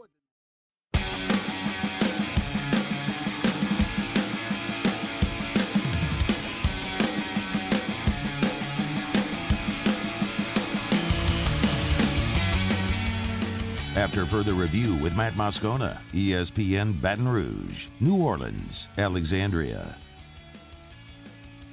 All right, down the stretch, we come final segment here on a Tuesday edition of AFR. One thing left to do. Let's find out what we're betting on tonight. Time for Otter Locks. Otter Locks, presented by Lofton Staffing Services. At Lofton, we put people to work. Call us today at 924-0200 or go to lofton.jobs. So we turn to the one and only, the incomparable and often incomprehensible, the Ottfather himself, Jimmy Ott. Otter, how are you? Doing good, Matt. How about you? Great. The rocking chair cover with the under made my night completely stress-free, easy, nothing to it, just absolute breeze. The onside kick had a little stress. I mean, comes under by half a point with 5 missed extra points. So good. Either way, someone was going to suffer a bad beat, and I'm glad it was them and not me. Well, we had one thing right, that Tom Brady was not going to have a whole lot of protection. Yeah. I've never seen him try and run and scramble so much as he did. Well, when he's doing that, it's all over. Got plenty going tonight, Matt. Okay. It's Saturday when there was a ton of ranked teams that were beaten. Here we go again on a Tuesday night where you've got a lot of ranked teams going on the road in tough spots. And I like all of the home teams minus Tennessee. Tennessee's down to 4.5. Okay. You can check right now at State. So we got Tennessee minus 4.5. That's the only one. Obvious trying to bounce back after getting drilled by Kentucky at home. All right, Tulane plus 11. Okay. Tulane plus 11 at home against Houston. Cook averaging 18. The LSU transfer, second leading scorer for the Raiders. They've been good, 5-1 in conference play. Iowa State went toe-to-toe. Probably should have won if Bog Allen on Saturday came up 2 points short. They did cover, however. Remember, that team to beat LSU Sweet 16 team last year. Got a good coach. Iowa State minus the 2 at home against Texas. Okay. High-ranked team. Texas Tech unranked, favored by 2 against Baylor. Is that what you got? I'm sorry. I'm buying the half a point right now with Iowa State. So my apologies. I'm trying to do it as we go. Anyway, don't laugh at me, Muse, you jerk. All right, go ahead. So you said Texas Tech? I would say. Okay, so we got 2. All right, I'm looking at Texas Tech laying 2. Yes. All right. Tulane, Iowa State, Texas Tech. Okay. Then Kansas State. Okay. Buy it to 2 from 1.5. They're plus 1.5 at home against Kansas. Yep. All right. There are distractions, and then there's real distractions in Alabama's basketball team. Wow. Vandy has been playing good, man. They have last 6 or 7 games really good, catching 8.5 at home. Vandy plus 8.5. Okay, Vandy plus 8.5 against the 4th-ranked Tide. And then Wake Forest unranked against undefeated ACC Clemson, laying 4 at home, unranked, favored over a ranked. You know, that's very much an auto play. Yep. Clemson had a wild couple of weeks, man. They battle of undefeated that Pitt. They win that one in a back-and-forth game. They come at home in a late spot against Louisville. Then they host Duke, come from behind, and win that emotional game on Saturday. So we're looking for them to finally be a little bit exhausted there, a little bit empty on emotion. Wake Forest minus 4. Okay. One more play. Okay. So that is Creighton. They're getting back healthy. They like that they won but didn't cover on Saturday. A bucket short of covering against Providence.